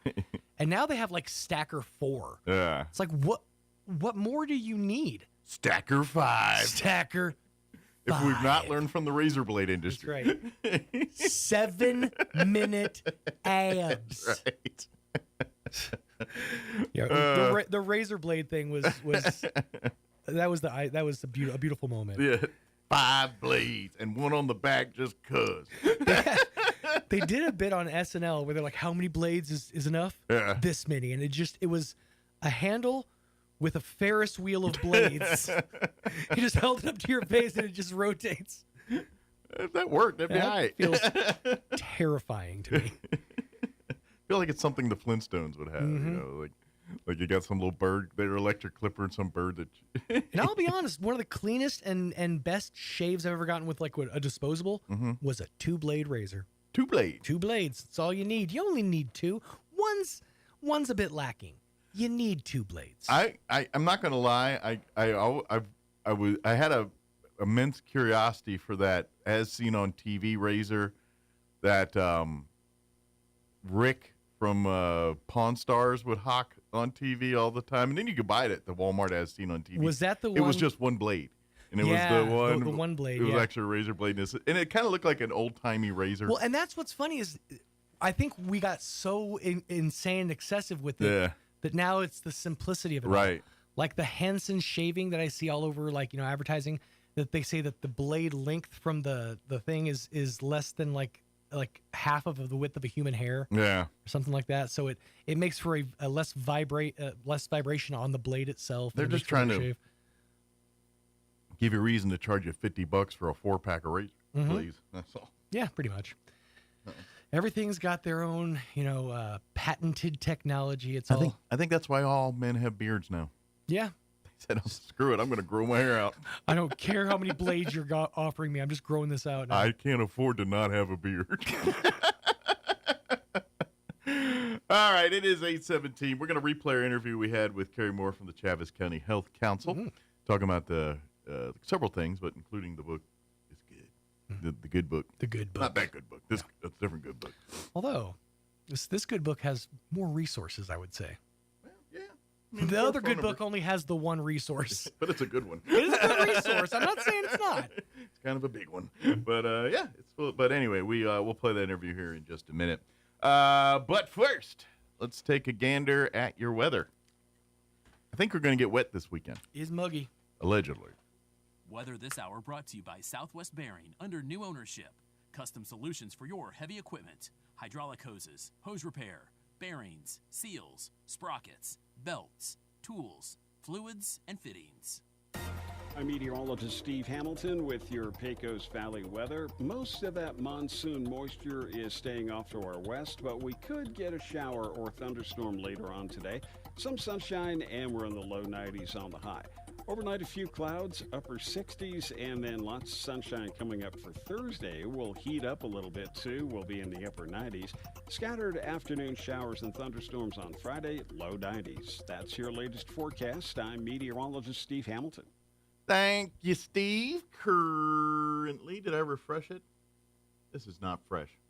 My apologies. Let me refreshen this up for you. There we go. Currently, 72 degrees here in Roswell. Humidity's at 61%. Winds currently out of the southeast at 15 miles per hour. Sunny and 93 for today with south winds 5 to 10 miles per hour. Tonight's skies will be partly cloudy. Overnight low of 68 degrees. South winds 5 to 10 miles per hour. Thursday, sunny, 96. Winds out of the south 5 to 10. Thursday night, partly cloudy. Overnight low of 70. And then Friday, that starts our rain chances. And they increase as the days progress here for the weekend. Friday, we're looking at a 30% chance at afternoon showers, mostly sunny and 94. Friday night, we're looking at a 60% chance of rain, but they are saying mainly after midnight. So I don't know. Of course, we don't have our football teams are out of town this weekend, but One's in Alamogordo, one's in Carlsbad. They're probably going to be in the rain windows too. But looks like after midnight for us here in Roswell Friday night.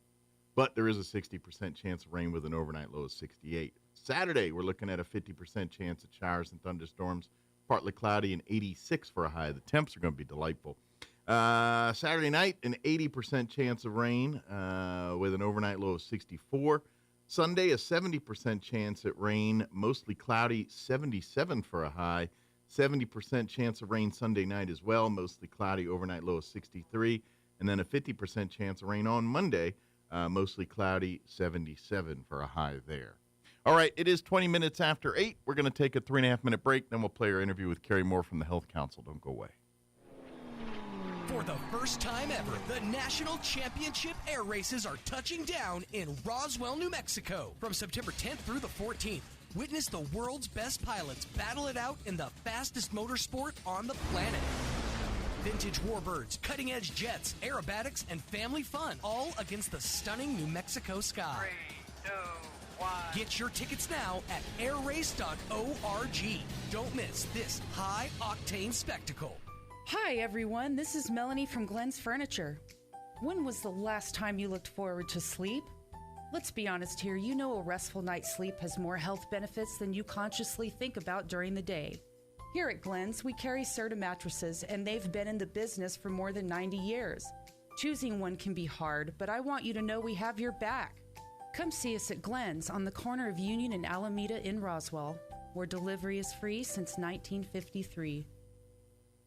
Taste the flavors of Thailand and beyond at Lemongrass Restaurant in Roswell. Authentic ingredients like holy basil, Thai chili, and kaffir lime. Original recipes including curry, pad Thai and pad see-ew, and egg drop or tom kha soups. Friendly service, authentic flavors, and a little or a lot of spice, but everything's nice. Open 11 to 8, Tuesday through Saturday at 610 South Main in Roswell. Call ahead, 575-208-0411. Lemongrass Restaurant in Roswell. The flavors of Thailand, right here at home. Hey Roswell, trade up to a new Ford or quality pre-owned vehicle for less during the final days of the summer clearance event at Roswell Ford.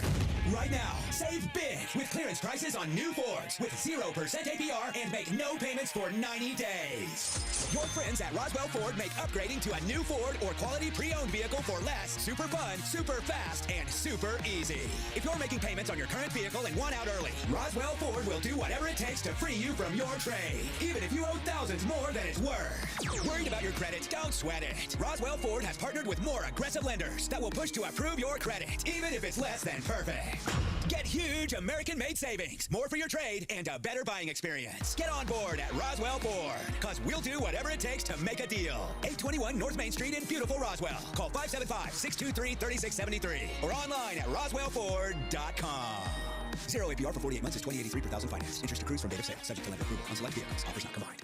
Visit Bush Appliance in Roswell to see the Whirlpool washer with 2 ways to wash, thanks to the 2-in-1 removable agitator. With a flexible capacity so you can take the agitator out for bulky loads or keep it in for items like jeans. Shop now at Bush Appliance in Roswell and get twice the washer that you have at home. Who you gonna call? Bush Appliance in Roswell. Stop by 111 West Country Club in Roswell or call 575-622-6390. Picture this.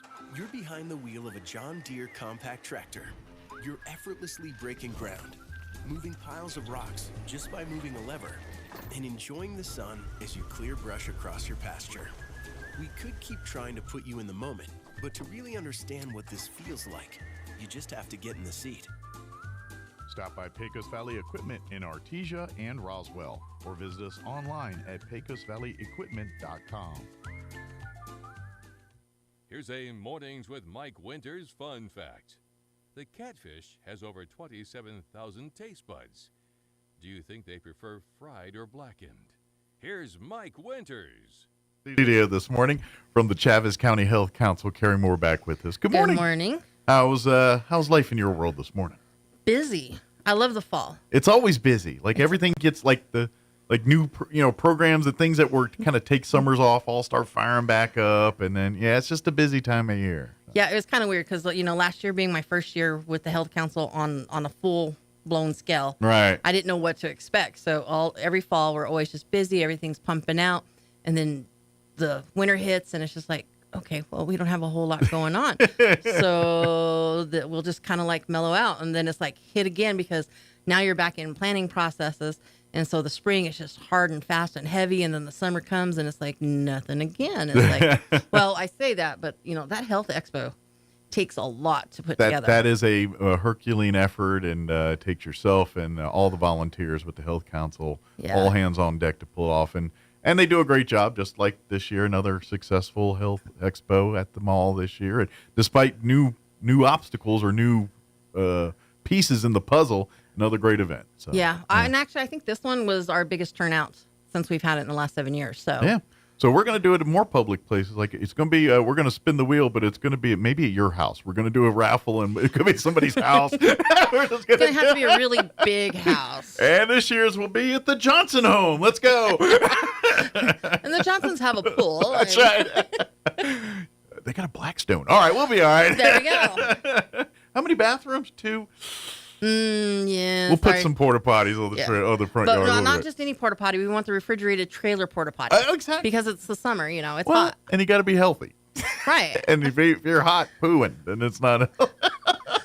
Oh, you always have to take it one step too far. I do. I draw the line. So, but anyway, but I kid, of course. But yeah. So it does take a Herculean effort. But I understand exactly. There's that ebb and flow, that hurry up and wait type mindset where it's either oasis, dry desert, or it's a hurricane going on. Yeah. Well, and since we are kind of like funded through, we have a grant through the Department of Health, so we always ramp everything up in July. Sure. To start planning and processing and trying to get everything together on what it is we're going to do for the year. Sure. Well, that's plus when we go back to the fall, that's when people connect with people again. So now it's a chance to get with families and kids. And all right, how's your health? What are you taking care of? Is all your needs being met? What can we do to do that? Yeah. Well, and speaking of kids, this year we created the very first ZAG business fair. Yeah. Which is going fantastic. We had we did our first meeting this past week. Yeah. We had 22 kids show up. We did a full presentation on how to create a business plan, how to do your marketing, product development. These kids' brains were just the wheels. You could see them spinning and turning, and they're like, oh, wow. And, they all came in with an idea what they thought they were going to make. That's what I was going to ask you. Is like when these kids came in, did they kind of have a product in their head or a widget or whatever? They had an idea, and then when they left, they're like, okay, no, we got to redo this.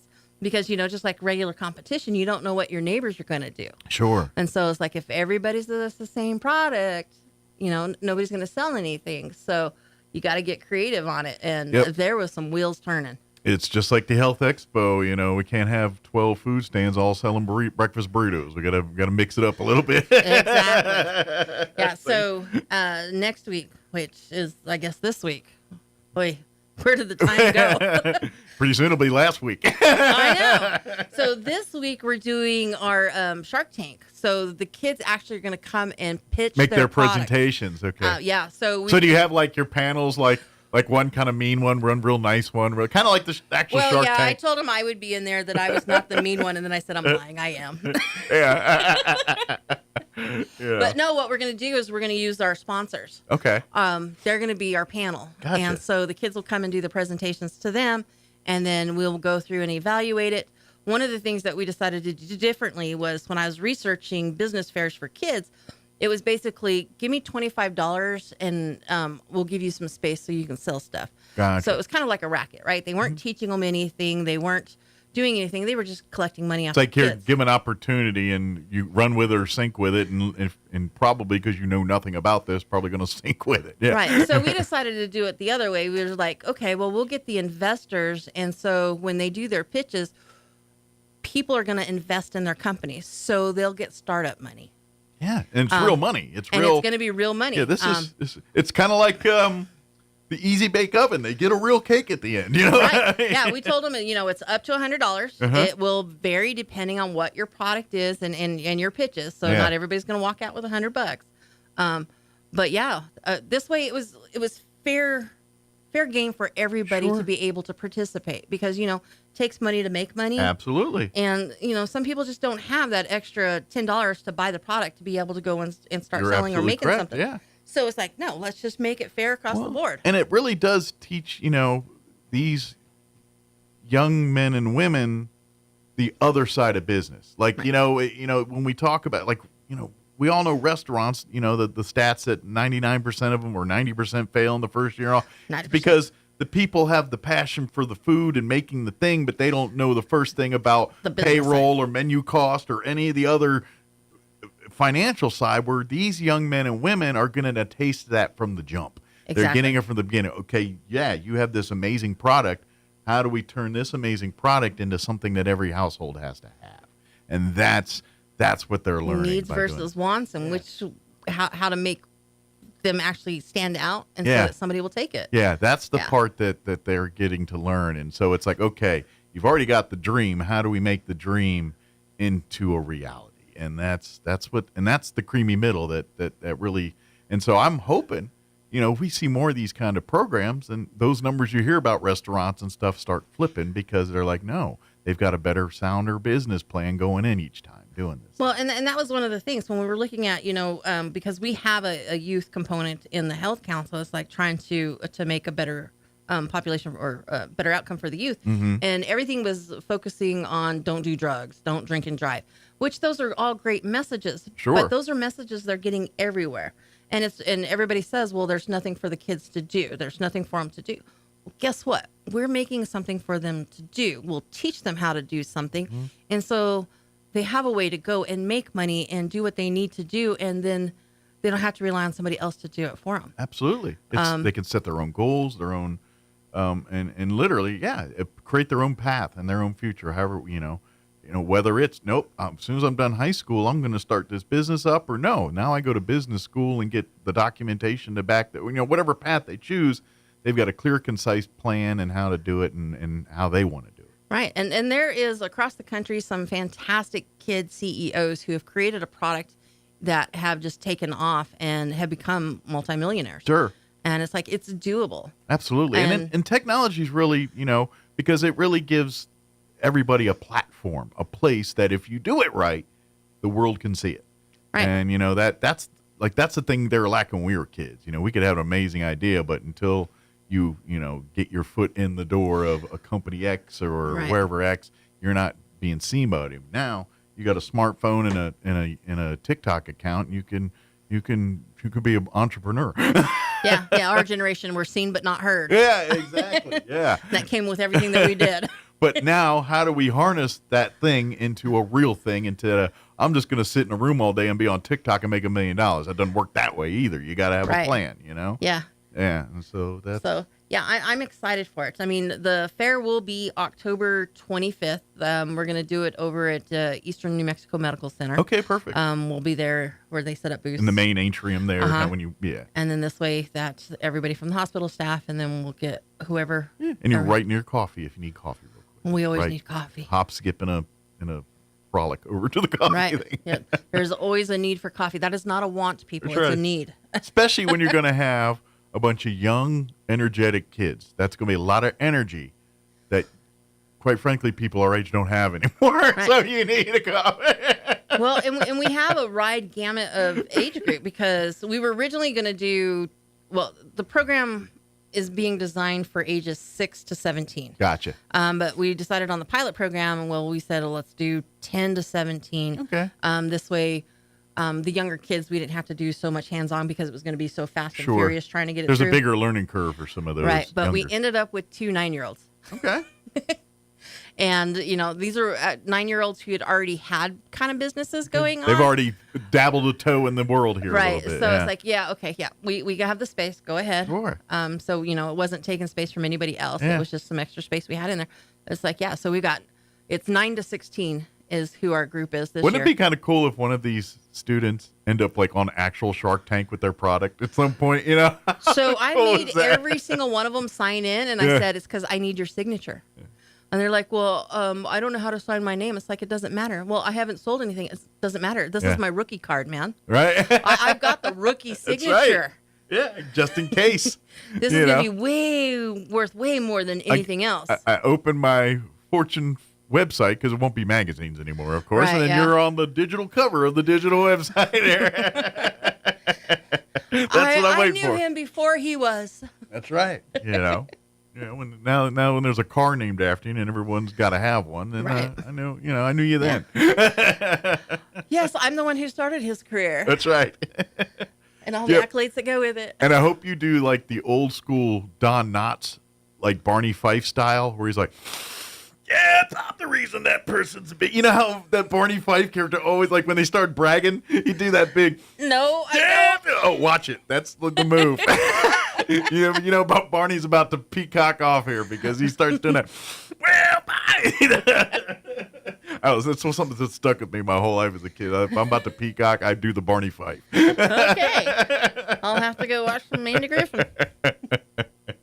But anyway, this is really cool, so I would imagine, if you got kids that are interested here in getting involved in future classes and sessions of this, as this thing grows and gets bigger, and then obviously as your kid becomes of age in the window there, when they start, if they're young and already at 6 years old and they're doing their lemonade stands and what have you. Right. Let's get going. Yeah, well, and the idea behind it also is to work with Wings for Life and the Extension Office through 4-H and those other programs, because they may have something that they want to create, like a kid who wants to sell clothing, but they don't know how to sew. Mm-hmm. Okay, so go take your classes, learn how some to life sew, skills. Yeah, get your skills down, and then we'll have that opportunity to teach you the other side of this. And so, it's creating all of these avenues and so connecting not only, all these resources. Once the kid has an idea, but okay, let's get you the tools to create the idea and say, okay,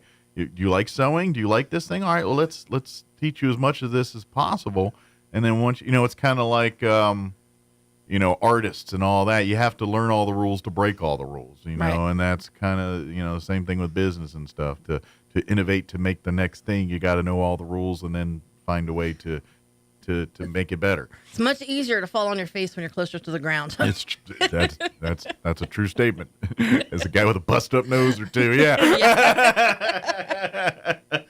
Yeah, so But I'm excited for that. I'd love that they're learning this stuff and learning that. And to me, that's going to make, because I think, there's a lot of people with great ideas and stuff, and they start to get into adulthood, but they intimidate themselves out because they're, I don't know the first thing about running a business or anything like that. Well, now they get that intimidation factor out of there. And I'm telling you, when you take any fortune tycoon business guy, every single one of these people that are now household names, they took a leap of faith some point or another on something. You know what I mean? And that's some just took a more educated one. And that's the tools we're giving these kids to when they're ready to take that leap of faith. It's done with probably a parachute, or at least an idea what that leap is going to be. Right, yeah, so they don't fall. Yep. Yeah, to try to help them. And then, we decided to do this in the fall because this puts it into the start of Christmas season. Gotcha. So if they have a product that people really want, and they'll have the opportunity that they could go into some of the other fairs that are going on. Yeah. And so they can continue to sell. Absolutely. And so it's just generates more Start of an building avenue. that client base from the jump, right at the get-go at the peak season there for some, depending on their product and things. Right. Yeah, absolutely. And then, get them ready for winter to build their products back up. Absolutely. And then farmers market starts in. There you go. So, it's an opportunity for them truly to grow into a viable business if they have the passion for it. Yeah. And that was one of the things trying to explain. There's a difference between a hobby and a passion. A hobby is, it's okay, I'll do it for a friend here and there. Sure. That's not your passion. But if everything you do bleeds, barbecue. Exactly. And selling it. Like, when you lay your head down at night to go to sleep, what's the first thoughts popping in your head? Those are your passions. Those are if you can't stop thinking about that barbecue, then you're obsessed with it. That's your passion. It's an expensive passion. Oh, it is. But it's, anyway, as you know, any of those, because you're always trying to, whether it's a bartender, making the next drink, or the barbecuist making the next secret rub or secret blend of seasonings to make the perfect brisket, whatever that is. Everything could be made better. Yeah. How can I make this better? Just salt and pepper, man. Salt and pepper. I mean, like, they get nuts in the cocktail world. I'm like, now you got to bring like blow torches and shaved wood I was having that problem with the restaurant because I had the same mentality as the bartenders, but doing it for the lemonade, sodas, and teas. All the mocktail stuff. and I'm researching cocktail recipes. Yeah, you got to be a see mixologist to make even how a can I non. pull all this stuff into the non-alcoholic world? And Yeah. it's just like, oh, this is fun. And then I sit here and I'm like on these Facebook groups where they talk about, like the lemonade stands, and they're like, oh, can you tell me how to do this? It's like, no, if you don't have diabetes from tasting that much dang root beer to make a butter beer, Yeah. you don't deserve to sell it. I got to ask, not health council related here, but you were just talking. I just so happened to see Andrew Zimmern, the celebrity chef. He did the Bizarre Foods, and that guy. You know what I'm talking about. I was seeing something he did on social media. He's at one of the state fairs. I'm not sure which one of the big ones, Minnesota, or I'm not sure which. Dallas probably. Yeah, Dallas is kind of the foodie one. Yeah, he's at one of those, and he's trying foods and talking about them. But I had to catch one of his videos where he tried this iced tea, and it had dill pickle in it. It was a dill, and he said, "Don't knock it till you try it. It's really good." Have you played around with dill and tea, and does that work? Not with tea. I did pickle lemonade. Okay. And you fall on either side of it. You either love it, okay, or you hate it. Gotcha.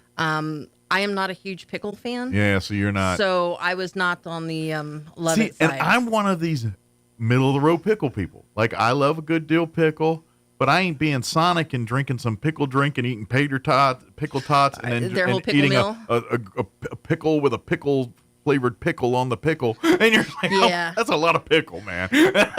I don't even eat. I don't eat the pickles with like a sandwich when they would put the spear of pickles on it. Yeah. I don't eat that. No. I will eat pickles if it's like in a burger or something. Gotcha. Like if Mickey D's puts their pickles on, you eat it. I'm fine with that. I don't crave. Go get me a whole pickle so I can run around and I kind of look at that little pickle as a treat. I'm like, ooh, I got a pickle. It's extra. It's like the chips are supposed to come. The pickle's like an extra. Yeah. Well, and we would keep all the pickle juice. Yeah. And then we would freeze it and make pickle granadas, and that would sell extremely well in the summertime. And it's just like, ugh. My wife used to tell me, like, as a teacher, one of their biggest little fundraisers, they'd sell the little quarter pickle cube pops or whatever to the kids. I'm like, ew. You sell it twice. You buy the bucket of pickles, you sell the pickles, and then you sell the frozen pickle juice. Yeah, they said that was, and it was very popular. And I'm like, yep, y'all have weird treats. Throw a little tahini on it, and it's even better. Yeah. Wrap it in some chamoy.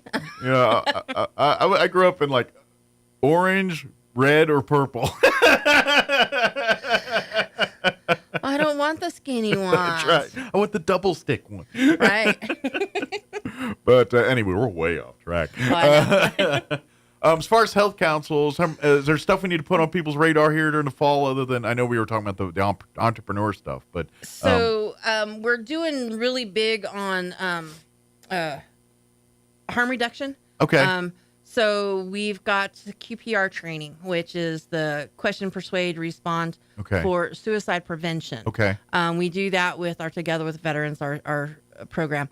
But it's open to everybody in the community. Yeah. And part of that is Chavez County has a high percentage of suicide rate, especially with males. Interesting. So nationwide or statewide or both? Statewide, we're high, and then inside the state, Chavez County is high. Okay. All right. So we're trying to help reduce some of that. And so trying to train and teach the public on how to recognize those that might be suffering is what the QPR training is. And we're doing QPR training quarterly. So our next one is set for November 15th. Okay. And then you can call 211. Get the skinny on that and get the RSVP information and get all that signed up kind for of that. stuff. Yep. Yeah. It's so important. It's a skill set that I hope you never need to have, but you'll be thankful you had it if you do. It's a great thing to have in your pocket. Yep. And it's a very intense program. It's 3 hours and has a lot of emotions and fillers in it. I left crying. I spent the entire thing crying. But, I had a brother who died from suicide. Okay. And so it hit really close to home. Yeah. And my father actually died from suicide, wow. too. So, but my brother, and that's been, 20 years now. Sure. Since he's been gone. And it hits hard for me. Well, and this is kind of where we get into this thing. And, family history does play into some of this stuff. It just does. And so that's why it's so important to be informed on these things. Like I said, I hope to God you never need it, but more than likely as you come across and who knows, maybe it'll help yourself. Right. Maybe, if, maybe, some mental health and seeing your own decline is, self-awareness is a big one. Is a huge part. Yeah. And if you know the signs, and even if you're in denial a little bit, at least you can, when someone does say, hey, you're kind of like, I've been arguing this battle in my head for a month. Someone saying it to you outside of your own head is probably the thing you needed to get. Well, yeah. And, sometimes, sitting in that training, you might all of a sudden go, oh, wait, this is all me. Yeah, it might hit very close to home. Yeah. Thinking, this is, because that's, mental health starts with yourself. Right. Every single time. You got to take care of you before you take care of your loved ones. It's just because there's too much evidence to prove it doesn't work any other way. It just doesn't. And that's it. So please, when November 15th hits, please make a point to attend this. Obviously, if you've got personal connections with stuff, please make plans to attend. But even if you don't, everybody, if you've got family, which all of us hopefully do, then this pertains to you. Yeah, our last training, we had a big group from the Joy Center. Okay. So it was with the seniors and with them. And that's just it. Every age group needs to be, because as people enter different stages of life, they feel a different way about it. And seniors, I'm sorry, they're probably, look at depression numbers, probably one of the largest age groups put together on that, just because, let's face it, the things seniors, as we get older, we're all hitting that same fate, everything else. And and to mentally prepare for that is tough. Yeah. And so that's, what do we do about it? And same thing with young folks who, they're dealing with their other different kind of struggles, but they're struggles nonetheless. And so, well, and this is why it's great to train different age groups and different people throughout life, because you never know who you're going to be involved in. Absolutely. It could be you around seniors and you'll see it in that seniors, or it could be you around the youth and, well, wait a minute, and the messed up part is it's sometimes really hard to relate until you walked in the shoes. Right. You know what I mean? And this is why old people are wiser. It's because you've literally walked in the shoes and you've seen and done it. And yes, when those folks explain it to you till you're blue in the face and you're younger, it still doesn't register. But then you go through it and you're like, the feelings, you know what I'm saying? Right. It really, and I wish, other than just listen to older people, now that I'm getting to be one, but you know what I'm saying? It's just, dang it, my biggest regret is sometimes like, someone told me about this and I kind of blew it off as like, oh, you're just old and cantankerous. And now I'm here like, all right, I see what they're talking about now. I understand. You know what I mean? Right. And now, and my regret is I wish I listened then. Right. But you are more apt to listen to somebody your own age. Yes, exactly. So, if in your 20s, if you were having issues and problems, if another 20-year-old said, dude, come on, you'd be apt to listen to your friends. Exactly. You're right. So, this is why it's very important to get this out and get everybody trained in different ways in different walks of life. So that way that there is somebody there to work with them. Absolutely. But yes, please, take advantage of this stuff. This is the stuff that, because really we can, when it comes to especially mental health and that thing, it's, and we all blame ourselves after the fact and say, well, I should have done this and should have. It's easy to spot it after. And it's not fair because but at the same token, we are right because the signs are there. We just aren't tuned in, and that's not your fault. But let's tune you in. Let's give you the tools so you can tune into these things. So, when you do come across the path, you're like, okay, my tinglies are up. We need to do something about this. Yep. You know what I mean? So now we're going to have to move on because now he's going to make me cry. Stop it, Mike. Sorry. I just, these things are important. And I know it is. And we have a goofy show, but I like to present things in this way sometimes because every one of us in life deal with these things in one way, shape. This isn't about where you come from, where you're going. We all deal with this stuff. Yeah, it's not an isolated group. It can happen to anybody, anywhere, at any time. Absolutely. And so we've got to look out for each other on that. Right. And then one of the things that goes along with that is that we do gun locks. So, we fully believe in the Second Amendment. Everybody has a right to their firearms. But people make rash decisions, and that's when you can't walk back from. Right. And kids get their hands on guns. And we get a lot of, well, we have a safe. And that's great. everybody should have a safe. Mm-hmm. It's like, what do you do with your guns if you take them from the safe into your vehicle? Like if you're going to the range, do you lock them in your vehicle? Right. Where's your weak links in the chain here? Right. You know? And there's a lot of them. And it's like, so even if you have the safes, make sure that you get gun locks. And again, we can get you those. We pass them out at every event that we do. I think we are up to just under 1,000 within the last year. Okay. So yeah, we do a lot, and we'll continue to do a lot. Well, and it's and as if you're a gun owner, there's no, being safe is priority number one, all the time, every time, no matter what. Right. So that's what we're talking about here. Yep. And we're looking at trying to create a training so that the kids can, I say kids, but maybe it needs to be focused into the families. Sure. But that way that there's responsibility in the gun ownership. Ideally, the kids learning the respect of guns. I know growing up, we did hunter safety. Mm-hmm. But a lot of times kids don't hunt anymore unless you're in a hunter family. Sure. But there's guns in homes that aren't necessarily hunters. Put it this way, my philosophy is if there is a gun in your home, then every household member needs to be take trained. some kind of safety instruction course, whatever that is. Something they need to be proficient. I'm not telling them they got to go shooting every day, but they need to know what to do if that gun is sitting out loose or whatever. They need to know all that stuff. Yep. So we're working on that, and we'll get that planned out.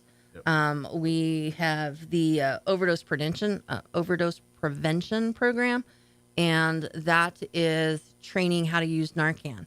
Okay. So again, it falls into the same thing. Opioids are mostly prescribed drugs, right? We've got all these opioid settlements because they overprescribed all the pain reliever Hand drugs. them out like M&Ms, and Yeah. And so now we have a problem. We have people who have them, grandma could have some and the grandbabies are over and they have a headache, but they weren't taught to stay out of, certain cabinets and stuff. And they may get into something that they shouldn't get into. Mm-hmm. If you have an opioid in the house, you need to make sure that you have Narcan in the house. And then we want to make sure that you're trained on how to use it. What we're doing is Saturday, we just did one of the hotels. So again, people traveling with families, it's the same thing. You got to lock your guns up. You need to lock your medication up. If you don't lock your medication up, you need to make sure you have the stuff in it to help prevent an overdose if necessary. Yeah, whatever the antidote or whatever that, right. the EpiPen of it or whatever it is. Yeah, the Narcan. Yeah, in this case, the Narcan, Right. And so it's training the hotel staff because we've had some hotel staff who've had to administer it. There was that baby in Albuquerque that was just saved, a couple weeks ago. Yeah.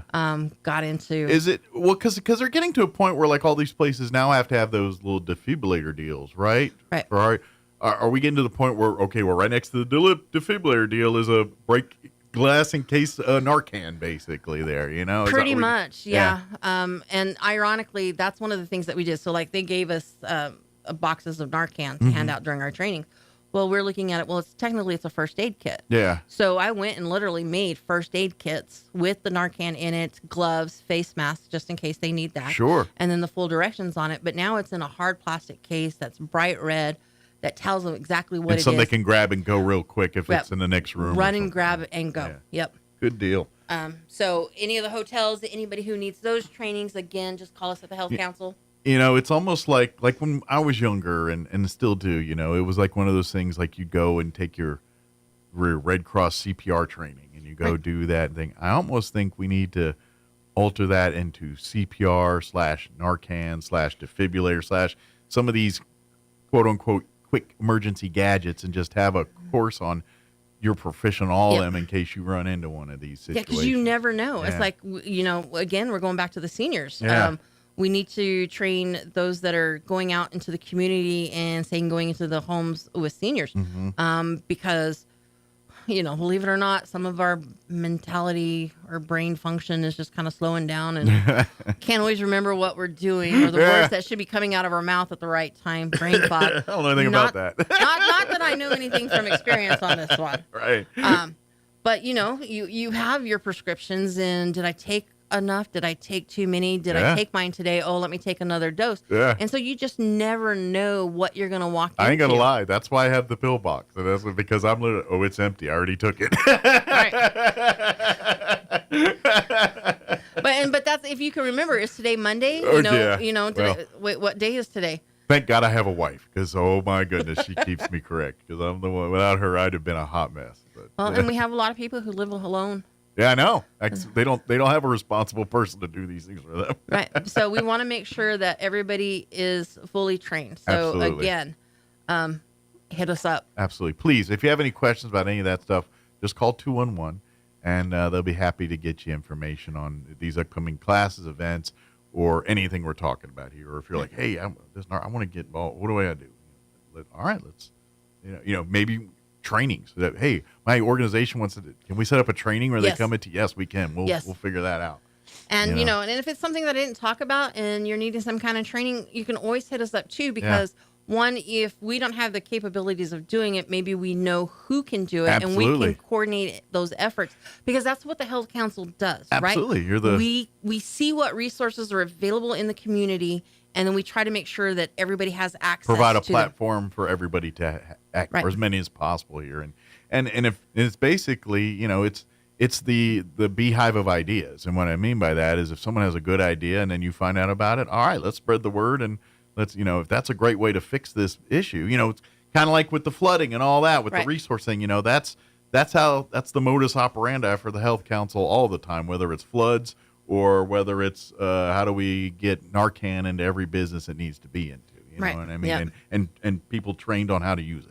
Right. That's the other caveat, and people trained on how to use it. You have to be trained, and then, one of the things that we put out, which came out at the Health Expo, is we have the Chaves County Resource Guide. This is a great piece of document. It's like 25 pages of nothing but resources inside the community. Yeah. And it's still missing a ton. So I printed 5,000 of them. If I go through that, then I'll print another 5,000. We'll have the added some of the added entries in the new edition. Basically. Yeah, because my copy is getting it's going to be like updated. It's going to be like getting the Yellow Pages phone book every year. You know what I mean? And right now it's like this, but like next year's it'll get a little thicker. Pretty soon you can boost your kids on this thing. and it's available on our website, so you don't even have to have that. But if you need it, call us. We can tell you how to get a copy. Well, of it. and to be honest, this is because the people that need this most probably are people that are more apprehensive to do it online. They'd rather pick up a book like this. Yeah, we definitely have a group of people that touch stuff. We grew up with TV guides, and we didn't know it was on TV until the TV guide showed up. As long as we still have a viable newspaper, there are people who need to touch and feel print. Exactly. And you could tell because their hands are always blackened from the newsprint. Yes. And then as the Health Council goes, we have our monthly meetings. We're doing it a little bit different. We are picking a topic every month. Okay. And then we'll do presentations on that topic. So we'll have 2 speakers on it. So this September, we're going to do food. So we'll have 2 entities who are going to come in and talk about our food resources. Okay, perfect. And then we'll map it out. So that way we know who all is providing food and different resources throughout the community on it.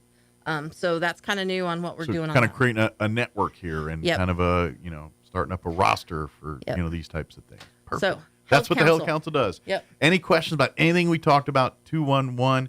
If you got your future little entrepreneur, please reach out. Let's see what we can do to maybe get them started into some of this stuff. And then, of course, resources for anything, the Narcan, gun locks, suicide prevention, all this stuff. Please, 211. Call, reach out. Yep. And if you're looking to volunteer, if you're looking to get involved in stuff, Health Council's got a lot of opportunities for you to get involved. So most definitely. To really benefit the community. So Gary can take a little time off every now.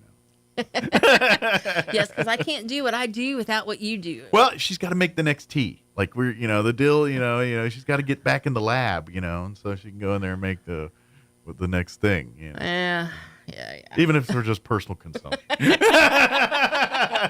Thank you, Gary. It is.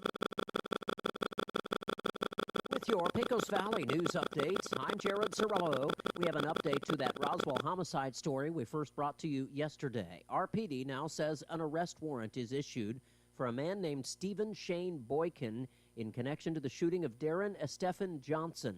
The investigation found that Johnson was allegedly involved in a domestic altercation with his girlfriend early Monday morning. The woman had called for help, and then Boykin is believed to have gotten into an altercation with Johnson outside, which led to the shooting. Others inside the home reported the shooting immediately. Go to the Roswell Police Facebook page to see a picture of Stephen Shane Boykin. Portions of roads on the west and southwest sides of Roswell Air Center will be closed during daytime hours during the National Championship Air Races September 10th through 14th and the Pilot Certification event September 6th through 9th that will precede it. The following closures will be in effect. Westbound Hobson Road will be closed at Sunset Road. Westbound YO Road will be closed at Nashville Road. And northbound Old YO Crossing Road will be closed at Pierre Road. There will be no general traffic allowed to enter these areas during the closures. Motorists are asked to plan their travel routes accordingly. You're up to date. I'm Jared Sorello. In keeping with its pledge to make Washington, D.C. both safe and beautiful again, the Trump administration is taking over management of the landmark Union Station. In its latest move exerting power over the nation's capital, the administration is taking away management of Union Station from Amtrak. Transportation Secretary Sean Duffy said Union Station had fallen into disrepair when it should be a point of pride for the city. President Trump, who has deployed National Guard troops to patrol D.C. streets, has also said he wants to beautify the District of Columbia and will be seeking $2 billion from Congress.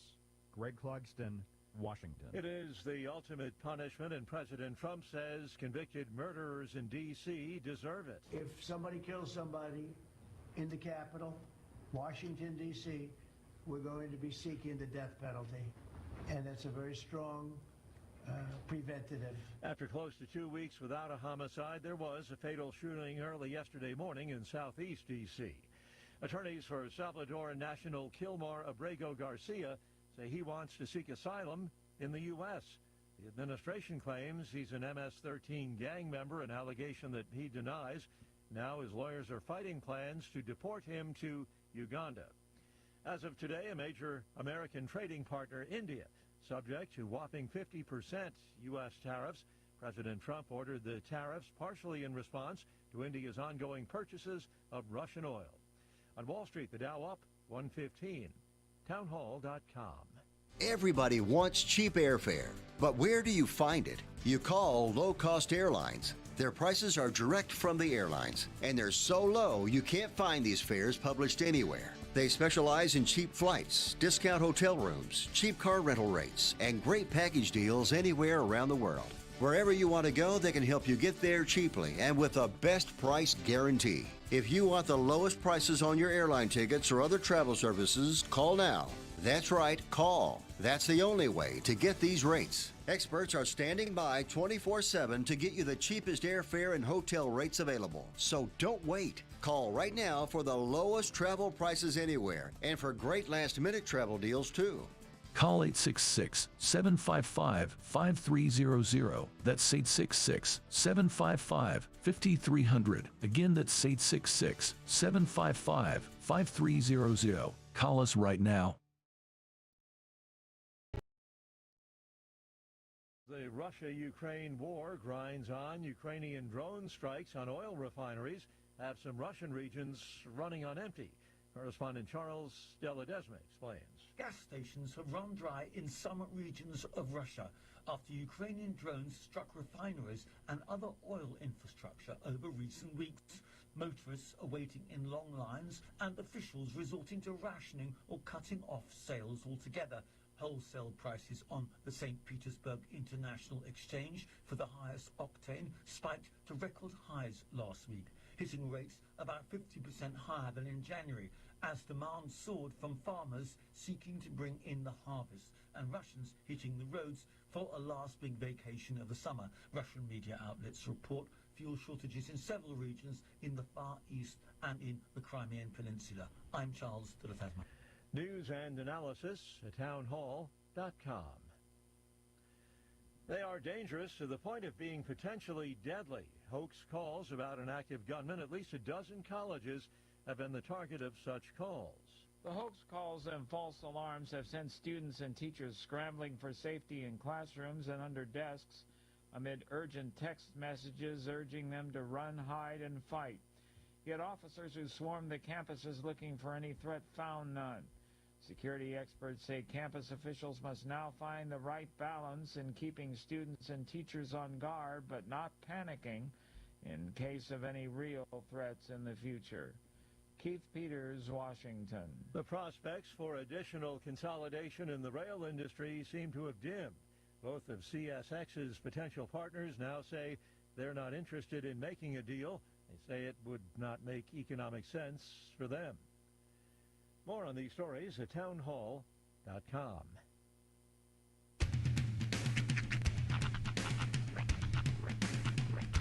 What in the wide, wide world of sports is going on here?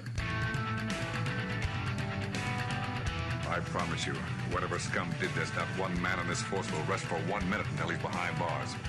Now let's grab a bite to eat. Yeah, come on. I feel the hot wind on my shoulder and the touch of a world that is older. I hit the switch and check the number. I leave it on and then I slumber. I hear the rhythm ringing through it. Flamenco guitar and cumbia music. I hear the talking of the DJ. Let's have a listen. What does he say? I'm on a Mexican radio.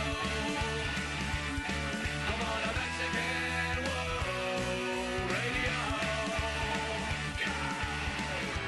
Broadcasting live from high atop the J.P. White Building in downtown Roswell, New Mexico.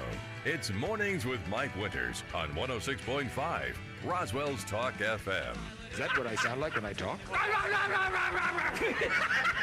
Now, here's your host, Mike Winters. And good morning. It is 6 minutes after 9 o'clock. Welcome to hour number 3. Tres Inviernos of Mornings with Mike Winters, right here on 106.5 Roswell's Talk FM. Happy Wednesday, everybody. Just reading in the comments, Miss Nellie Daniel checking in. Oh, yeah? I'm not real sure exactly where these are referencing, but she said cooking, seamstress, mechanics, CPA, so many areas. And then frozen pickle shots. Oh, so good. We bought them at the softball games. Yeah, we were talking about that in the conversation. You know what I saw? That made me... Actually, I think I want to add it to a bucket list now. Okay. Apparently in Indiana, there is a town called Uranus, and they have the Uranus Fudge Factory in Indiana. Really? And it's a real, and they play up the joke big time. That's like big time. You have to lean in. Come get your fudge packed at the Uranus. I mean, they go full tilt, and it is fantastic. But here's the thing. I think I want to go, not even to eat the fudge, but they showed the gift shop with all the T-shirts and everything. Yeah, sure. And this is so cheesy, but I didn't realize I think I want this. You know the straight out of Compton shirts? Oh my God. Straight out Uranus. That is a fantastic shirt to wear. Oh, that might be up there. Although, here's the thing. If you're going to go to Uranus, you then have to veer a little east, head over to I believe it's in Massachusetts. We had this conversation before. With a lot of east, but yeah. And find Myanus.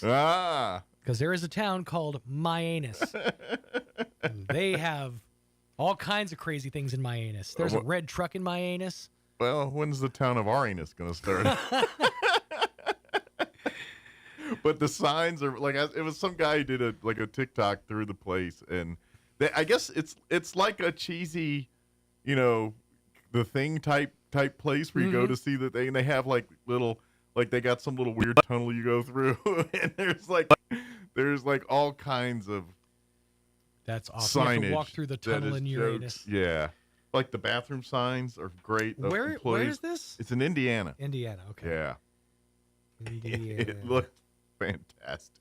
I'm like, I've got to stop at this place. This whole town is basically the fudge factory. It's pretty good. That's awesome.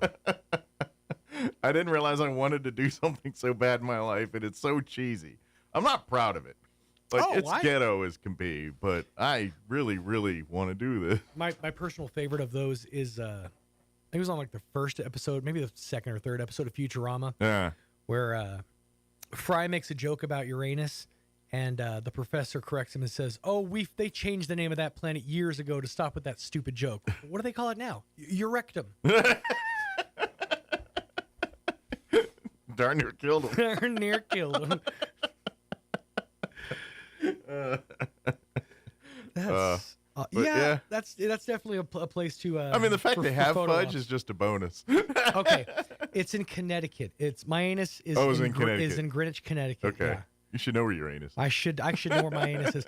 It's named after the Myanus River that flows. So there's a river flowing through my anus. Nothing like dipping a toe in my anus to cool off an afternoon. You, sir, are flexible. You got to be flexible if you're visiting my anus. All the kids came over and waited in my anus. Oh, God. The hits just keep on coming, folks. These write themselves. I traveled 3 states to go to your anus and my anus. See, this is why we need our anus. That's right. The town of our anus. It's got to be somewhere in the middle. Anyway. It's got to meet in the middle. Anyway. In between two valleys. One day, I'm going to go to the Uranus Fudge Factory in Indiana. You heard it here first, folks. One day, Mike will be going into Uranus. I will. There you go. And I will enjoy your packed fudge. I just ask that you bring me a piece of fudge because I would love to try the fudge from Uranus. Who wouldn't? Oh, turn 7, y'all. Turn 7. If you're perpetually immature, your life is always full of laughs. It's what's sad is, as a father of a 6-year-old boy, I have out loud said at least twice in the past week, "Poop's not always funny, Hunter." Kind of is. Poop's kind of funny all the time. It really is. I mean, like the thought of it, not the actual product. No. I was listening to a comic, and he actually had the bit. He goes, "I like the word poop because when you say the word poop, your mouth makes the shape that your butt does when you poop." Poop. Allegedly. Oh, man. I should get the hour going just so I know I have time to play sports. Yeah. We've been putting it off for 2 hours now. That's enough anus talk, I think. That's right. So. We'll not talk about your anus. We'll talk about my anus some other time. I love the fudge. I wonder if they have like liquid chocolate, like a hot chocolate. I hope. You gotta get hot chocolate in your anus. I need liquid fudge. That's a different kind of burn. That's my nickname in school, Hot Fudge. All right, it's 12 minutes after 9. Let's get you up to date with the weather. I'm meteorologist Steve Hamilton with your Pecos Valley weather. Most of that monsoon moisture is staying off to our west, but we could get a shower or thunderstorm later on today. Some sunshine, and we're in the low 90s on the high. Overnight, a few clouds, upper 60s, and then lots of sunshine coming up for Thursday. We'll heat up a little bit, too. We'll be in the upper 90s. Scattered afternoon showers and thunderstorms on Friday, low 90s. That's your latest forecast. I'm meteorologist Steve Hamilton. Thank you, Steve. Currently 75 degrees here in Roswell. Humidity is at 68%.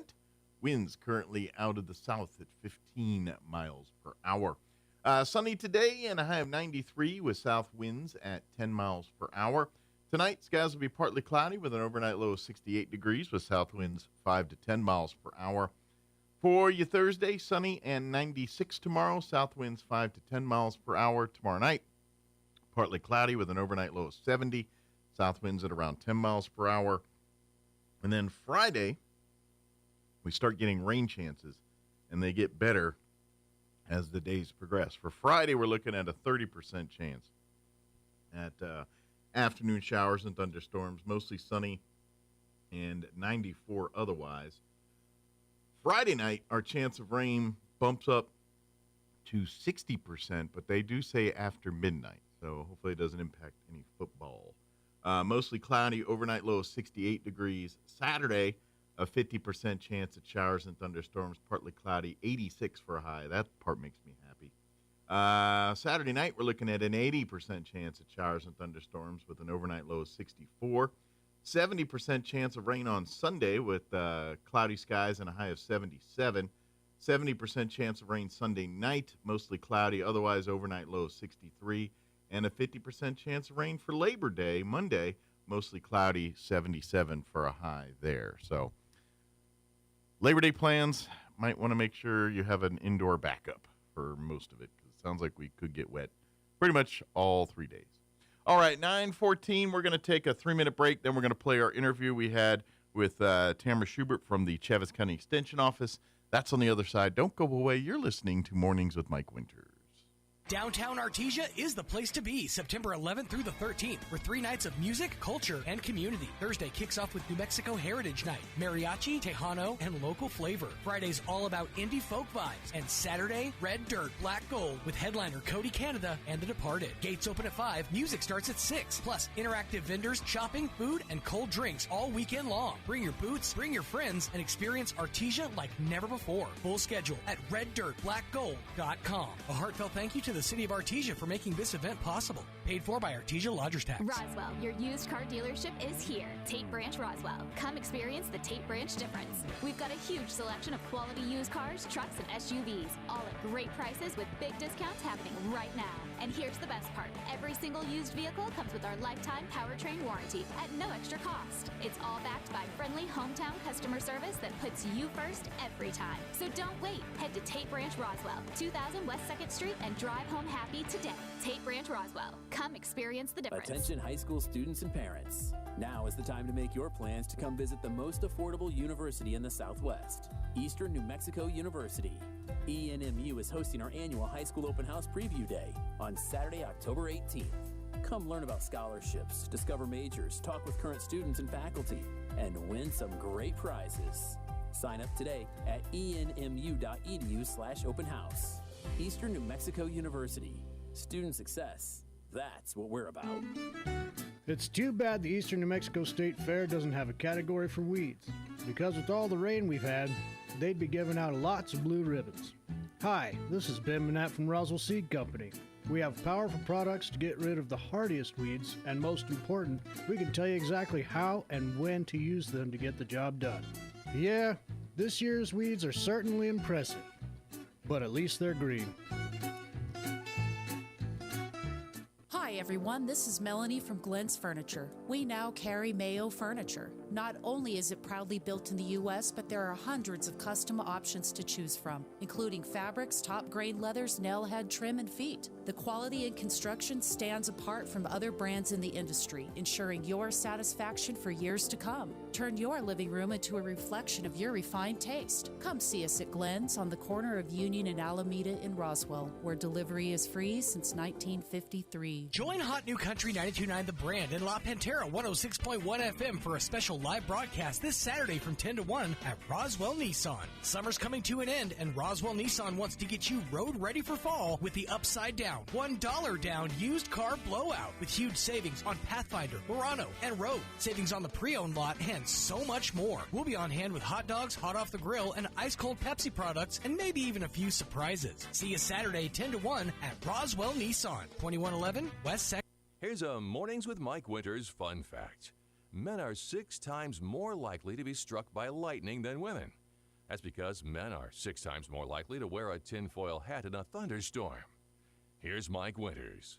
Studio this morning from the Chaves County Extension Office. Tamara Schubert back with us. Good morning. Good morning. How are you today? Fabulous. How are you? Good. Little, like I was kind of joking about the eye and the hurricane there, but it is kind of a little breath between fair seasons. We have right about now. a week and a half before we head into State Fair, and then we're back from that for about a week before we head back into Eastern. Yeah. So now, obviously, you probably see bigger numbers locally here at the Chaves County Fair and things, and not as many at the State Fair. And I'm going to say the Eastern, we probably get a bigger number because it is in our own backyard It's home. here. Mm-hmm. So I'm guessing of the fair, this is probably the State Fair is probably, as far as number of kids from our area going, it's a little quieter than, say, the other. It is. We typically have about 15 kids that participate on the ag side, Okay. but with the county fair, if they got first with their indoor exhibits. So they kind of they all go up like to an State automatic Fair. bid kind of thing. So we have over 300 entries that are going up for the State Fair indoor exhibits. Excellent. So do the kids do they usually go up for that, or is it kind of just depends on their schedule? Yeah, we take them up the first couple of days before fair opens to get them judged and stuff like that. Then we'll go up and pick them up for the kids. Gotcha. Now they're welcome to go, explore just like everybody else, State Fair. But obviously they got to go back to school. Yes, they can't take fair week. They'll get a day here in a month or two, but not a whole week next week. But that's really cool that they get to. And then I guess that would be the top level. If they win at state, then they're the state champs basically in that particular. Do they go to a federal or a national or regional category? Okay. Of course, that bread's awful funky, but no, I'm just kidding. By then it would be awful funky. Well, that's great. So root on these kids as they going to be competing next week here in the state fair, and then some of them and more will obviously be back here in a month or so for the Eastern New Mexico State Absolutely. Fair. So. Of course, sounds like they had another great junior livestock auction. That's going to be the big thing. If you didn't get a chance to participate this past time, come up here and of course you're always going to go to the state one, but here at the Eastern Fair in about a month, you'll get another chance to support these. That one will kids be October the 4th. It's a Saturday morning, so definitely come out, celebrate with the kids, and see all their hard work. Absolutely. So what's I guess you kind of from your perspective, because you kind of handle a lot of the extension clubs, the home ec side of things. You're probably focusing on some of these fall sessions, Yeah, so we've got a lot of things. We've got a lot of things coming up. So they can join our extension clubs on Thursday, September the 4th. Okay. Drew is coming in with Soil and Water to do a winter and herb gardening session. Okay. So if they're interested in what they can do this winter, come join us. Do call the office and reserve a seat so that we can plan for you. But that'll be Thursday the 4th at 5:30. All I'm saying is, y'all go to the grocery store like I go to the grocery store. The more you can grow yourself and do yourself at home, A, the better quality it's going to be.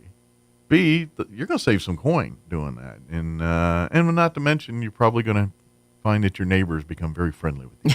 It's all the extra zucchini. But you know what? Maybe sit down with Drew and let's start with some herbs. Let's start with some winter herbs and things that the very very minimum you can season your food and do some of that with it. And but yeah, the older I get, the more I'm like, yeah. I mean, if you got a patch of dirt, put something in it and see if you could save yourself some money. Yeah, so they can also join us.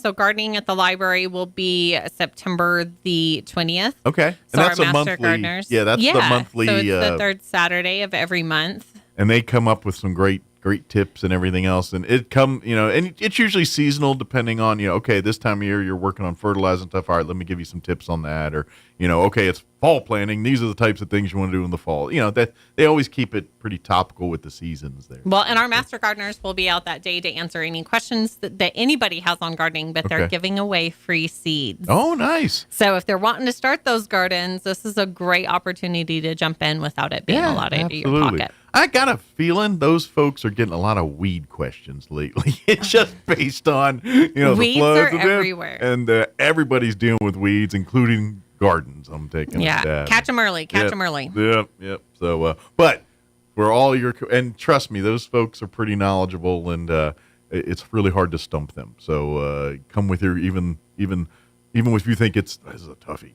bring it. They've got some smart people over there that really know all their stuff when it comes. Good deal. What else do we want to cover? So tickets for Christmas Showcase go on sale September 1. So I know this is still August, but yes, it is time. And I'm telling you, this is one of the more popular events each year. If you're not familiar, this is your chance to basically get like this recipe book for like a Christmas showcase, and everything from foods for Christmas to decor, Christmas gift ideas. Everything of the season there. And then each year the book's different. But the actual event is a day where you can come either around lunchtime or around after dinner. 1:30 or 6:30. Yeah, after work time. And then basically do a round robin. You get to try several of the different projects. if there's food involved, you get to eat it. Don't eat the decor. And then you get to make and take some of that stuff home. But then the real prize is the recipe book with all this, and then folks collect them like each year there's a new book. So and I know if you're really nice to Tamara and stuff, they on occasion they do have books of years past, and you know what, they are going to be moving soon, so they're gonna have a fire sale at some point because they don't want to move all this stuff. So but I'm telling you, this is kind of, and the people that every year that it's like basically having your own Pinterest in your cabinet or wherever you keep your little books there and things. Yeah. So the Christmas showcase itself will be November the 11th.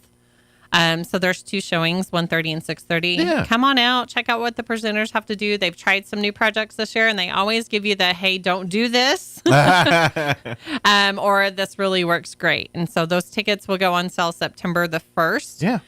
They're $5, get you in the door.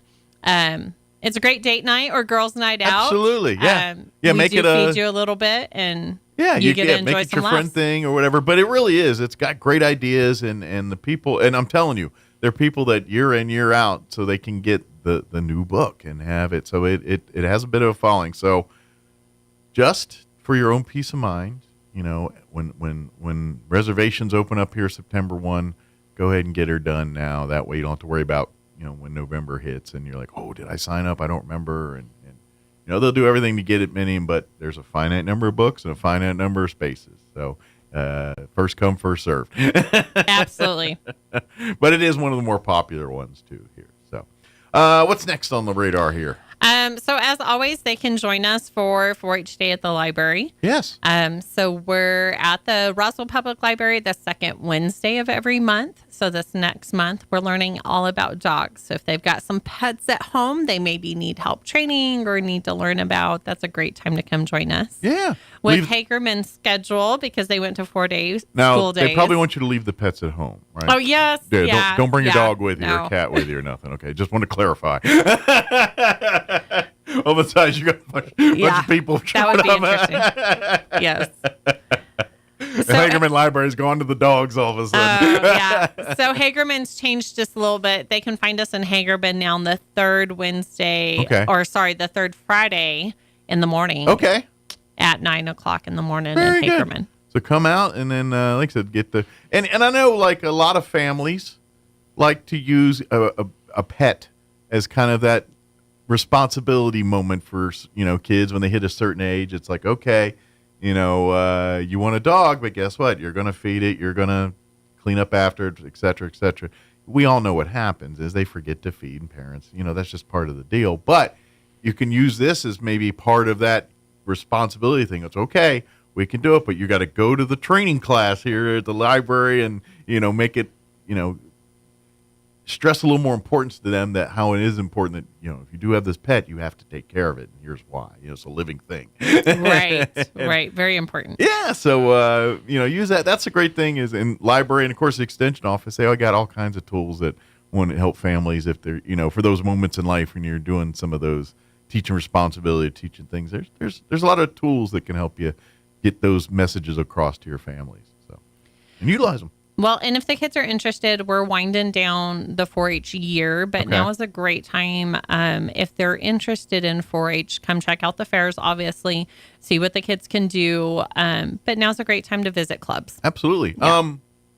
I know, like if you want to talk to 4-H at the Eastern New Mexico State Fair, you go to the ice cream shop. That's where they're always We at. will be there, yes. But I didn't know, do you guys actually have, in the commercial building or the education building, a booth where people can come and ask questions or anything like that? So not necessarily. It's at the ice cream. So we do have the 4-H exhibits are over in the educational hall and stuff like that. But if you want to catch us, most of our kids are in their livestock pens. The agents are walking around, but you're bound and determined. So if you want 4-H information, go have a milkshake or an ice cream or something. And visit with the kids. Visit there, and it's a reward you'll be thankful for later. I mean, I wish I was lying. I'm not. Every fair I go, I'm there, I'm hitting that ice cream shop. That's just, no, there's not an option. That's what we're doing before. I don't care. I could literally be, I've been thrown up all day, but we're still hitting the ice cream shop. Still getting ice cream from the kids. It's just, I cannot walk around a fair without an ice cream cone or a milkshake or something. It's just, you know, I love a good corn dog as much as the next guy, but it's got to be the cone. They appreciate it. And well, I will, you know, I will continue to get diabetes from that. Get the small and only have it once. Yeah, space it out over the week. Don't get all of it at one time. But it is pretty cool that they did. Something else I want to mention. You talking extension clubs too, for adults. We call it jokingly 4-H for adults here, but there's several extension clubs that are now formed and are doing their thing. However, there's always room for more. If you're interested in joining those clubs, or perhaps you have an interest, something, a hobby or whatever it is, and you would like to connect with other people that have said interest and hobby. Maybe we can start an extension club through the extension office here. And, you know, it's like, hey, maybe you got a bunch of people that, I don't know, play bridge or something.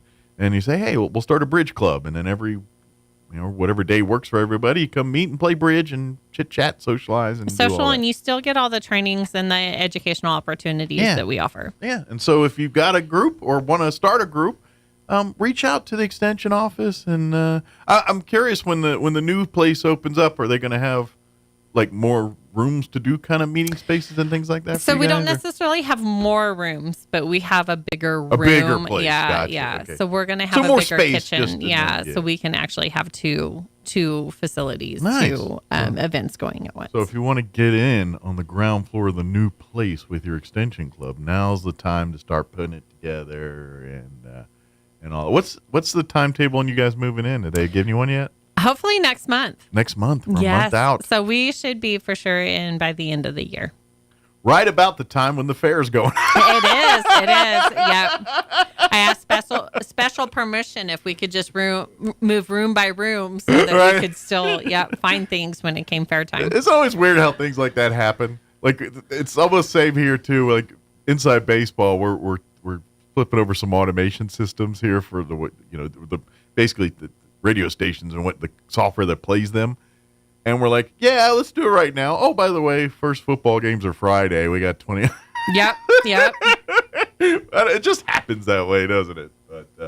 But there is so many opportunities here. As far as the diabetes stuff, is there anything to sign up for in the fall, or is that all pretty much spring stuff? So that'll be in the spring. So our Prevent T2 class is going to start over in January, and we're going to add some new components to that this year. So if they've taken it before, take it again with us next year. There'll be lots of new things coming up with that program. And that should start opening for registration and stuff probably within the next couple of weeks. Okay.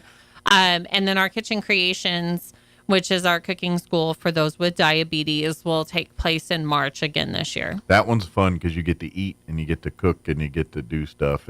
And it's very popular. First come, first serve. You might want to get on the stick on that one pretty early too. So same with the diabetes. And we're going to try to do some recipe sampling and testing and things like that as part of the Prevent T2 program as well, so that they get both sides of that. Well, you get incentive, right? It's got to make this fun. It's going to be a new lifestyle. We got to have fun with it. Absolutely.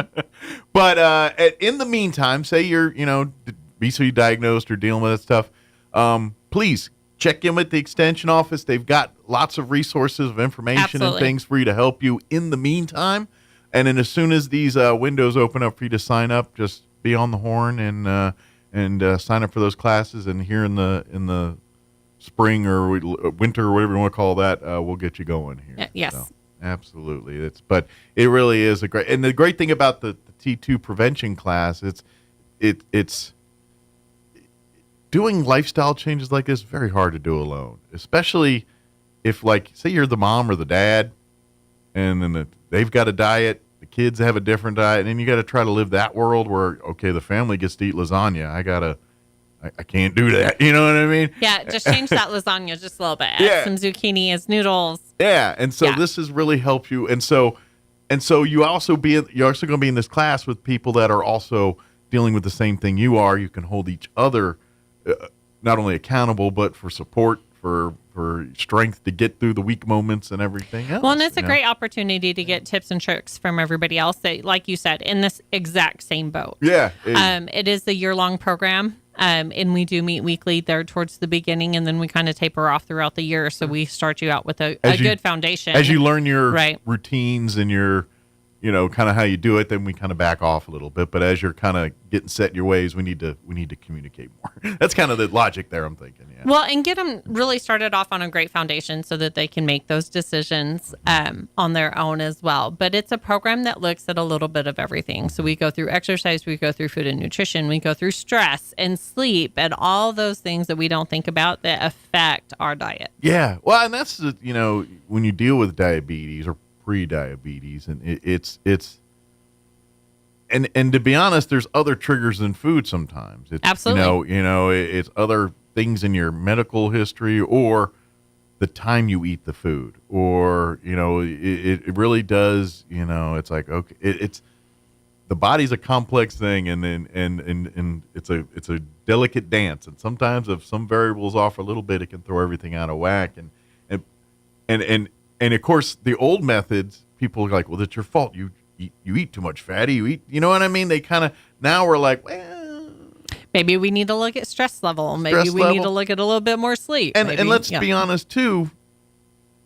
We're gone through a generation of people where, you think a hamburger's a hamburger, but in today's world, you know what I mean? And so you think you're getting one thing, but you're getting something else, and then the numbers tell you, ooh. There are so many additives in our preserved foods, and that's anything that comes in a box or ready-made. Yeah, and that does come into play for diabetes and stuff. It really does. And so that's why a class like this is really good to learn that, to know, what are going to be. And look, life happens. You're going to eat these things sometimes. But the more you know, and the more you can avoid it, or eat less of it, or eat it at a time that's not going to impact you as, say at a different time of day. Combine it with a different food or something that helps balance out the sugar levels. Yeah, there's so many different ways to get around this here, and that's why this class is so good. So please sign up for this, because I understand. You can get frustrated. You get, man, oh, screw it. I'm just going to eat. Doesn't matter. I can eat healthy and the numbers don't change. I eat thing and the numbers don't change. I'm just going to do what I want. No. We just got to find the dance that's going to make your body and the foods work together. Absolutely. What it is. And so it's not about you all the time. And okay, now if you're eating a whole loaf of toast every day and everything else, all right, that does come into play here. But a lot of times, there's people that do it and they really don't eat large quantities. They're not eating what they think they're eating, or they're eating it at weird times, or they're, it's just, that's generally what the problem is. And so, but anyway, these classes and these things teach you that, and you understand it. And once you understand it, diabetes management is relatively easy. You just got to know the magic formula to navigate your day with it. That's what the class teaches you and helps you do that. So please, if you're dealing with that stuff, use the extension office as a resource. In the meantime, talk with Tamara, talk to the other folks there. Let them point you to different websites and links and documents and things that get you going. And shoot, by the time you start here in January, you might be there, being one of the main helpers and kind of helping people that where you're sitting at now, kind of thing. You know what I mean? So it's a really great thing, and I'm going to take a stab that you see people like at the beginning, and then you see by the end, and I'm going to take a stab. They're probably a little bummed, a little bit overwhelmed at the beginning. By the end, we got this. This is good. This is friend, and then they got some friends too, by the way, that they have lunch dates still and all that kind of stuff. It is a great class. And now's the time to think about it and get her signed up in the start of the year here. Yes. So. What else do we got, or did we cover? The only other plug that I have, raves. Yeah, the only other plug that I have is our ag position is open in the office. So if bugs, plants, dirts, or anything ag related is up their alley, check out the careers on NMSU. Yeah, come join by and see it. There's a. Put it this way, you're a very popular person in the area. You are. A lot of folks have a lot of questions for you all the time when it comes to things crawling around their gardens, or things they don't want crawling around their gardens, or why is my garden not growing? I've had some of those calls this week. Yes, and I know, just talking with like Roswell, seeing these folks, the flooding in the weed issue. It did some weird things. It's scratching heads to some folks out in the ag world right now. So we're all trying to navigate it together. Again, it's kind of like the diabetes thing. It's that right mix of this weed here and that here, and we got a mess on our hands. Oh, I was telling, even on the personal side, we have some weeds out at the farm that I've never seen out there before. Hopefully weed enforcement, code enforcement's giving a little bit of a break. It's like, all right, we're dealing with some, I get it. We got to do our thing, but it's like, all right, we're trying here, but we're fighting a gnarly one here.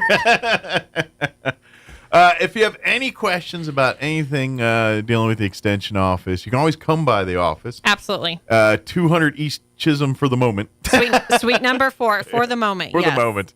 But here in about a month or so, we'll be moving there. Of course, what's the phone number over there? 622-3210. And, of course, you can, I always recommend you can like and follow on Facebook. It's through NMSU. The Extension Office program is through New Mexico State University. So if you literally type in NMSU, Chavez County Extension, anything of that nature in Facebook, you'll see a couple pages, the 4-H pages, the ag pages, or several different pages there. Like and follow those. That way, when these various, like when the Christmas showcase sign-ups start popping up, you'll get that reminder, ooh, time to sign up, or when the T2 Prevent Diabetes classes pop up, oh, that reminder, time to sign up for that, or the kitchen crate, any of the stuff, or, extension clubs. Hey, we got a new extension club. You ping pong players out there or whatever it is, come on down. And we usually post every Wednesday on those social media pages on events and things coming up. So it's a great way to stay tuned into what we're doing. And obviously with the ag world and stuff, and there's, certain things getting out there, or, weevil information or whatever, that's a great resource for all that too. Absolutely. As Drew or whoever will be manning that post here in a bit will be sharing all those things. And I will say that we've got a lot of questions for pesticide CEUs and things like that coming up. And so those are coming up. Stay tuned. We should have some dates out to everybody shortly, but those will be in November. Yeah, but I know usually around this time, end of year, first of year is about the time they start that kind of stuff up. Same thing. And then I'm going to take a stab too. That's when the Master Gardener classes will start up here at the first of the year too, right? Usually I think they start up in January, but the application is on our website. Okay. And so that will be something that, yes, come this fall, they really want to look into. And if you really want to get in depth on gardening knowledge, that's going to be the class for you. It's you get a full education on, again, kind of like the T2 diabetes, what mixes well in the soils here, what don't, that next level of getting your plants and produce looking and tasting the way you want it to. Good deal. Did we get it all? I think that's it. Excellent. And of course, and if you have any questions, don't hesitate to call, or and of course, have fun at the fair. Thank you. Yeah, come. Do you come get sick of fair food? Because I can't imagine that's possible, but I don't eat out at the fair a lot. Okay, I didn't know if there was all right, at least every fair I eat this thing. So Mom and I's tradition, because I grew up here, so we grew up going to Eastern, and we would have to have a funnel cake every year. Yeah. She still goes, can we go get a funnel cake? Well, that hits a note, the funnel cake. You can't. I mean, that's generational too. You know what I mean? So yeah, I can't. What's the fruit topping of choice? So I don't get any topping on it. Oh, you go au natural. Nice. I'd like it too, au natural, but it's pretty good with the blueberry. Oh. Then I pretend I'm eating fruit, so it's healthy. There you go. There you go. It's all about moderation, right? That's right. Very good. Well, thank you, Tamara. Thank you. We'll see you next time here. And when you get moved in and settle and take some pics to the new digs, we'll share everybody. So here's my new office. Right. And everything else. See what you're missing. But it'd be great. So thank you, Tamara. Thank you. We'll see you next time.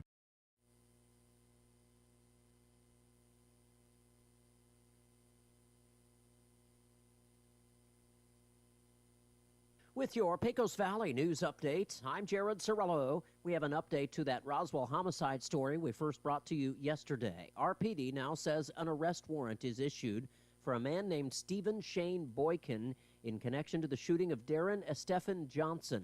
The investigation found that Johnson was allegedly involved in a domestic altercation with his girlfriend early Monday morning. The woman had called for help, and then Boykin is believed to have gotten into an altercation with Johnson outside, which led to the shooting. Others inside the home reported the shooting immediately. Go to the Roswell Police Facebook page to see a picture of Stephen Shane Boykin.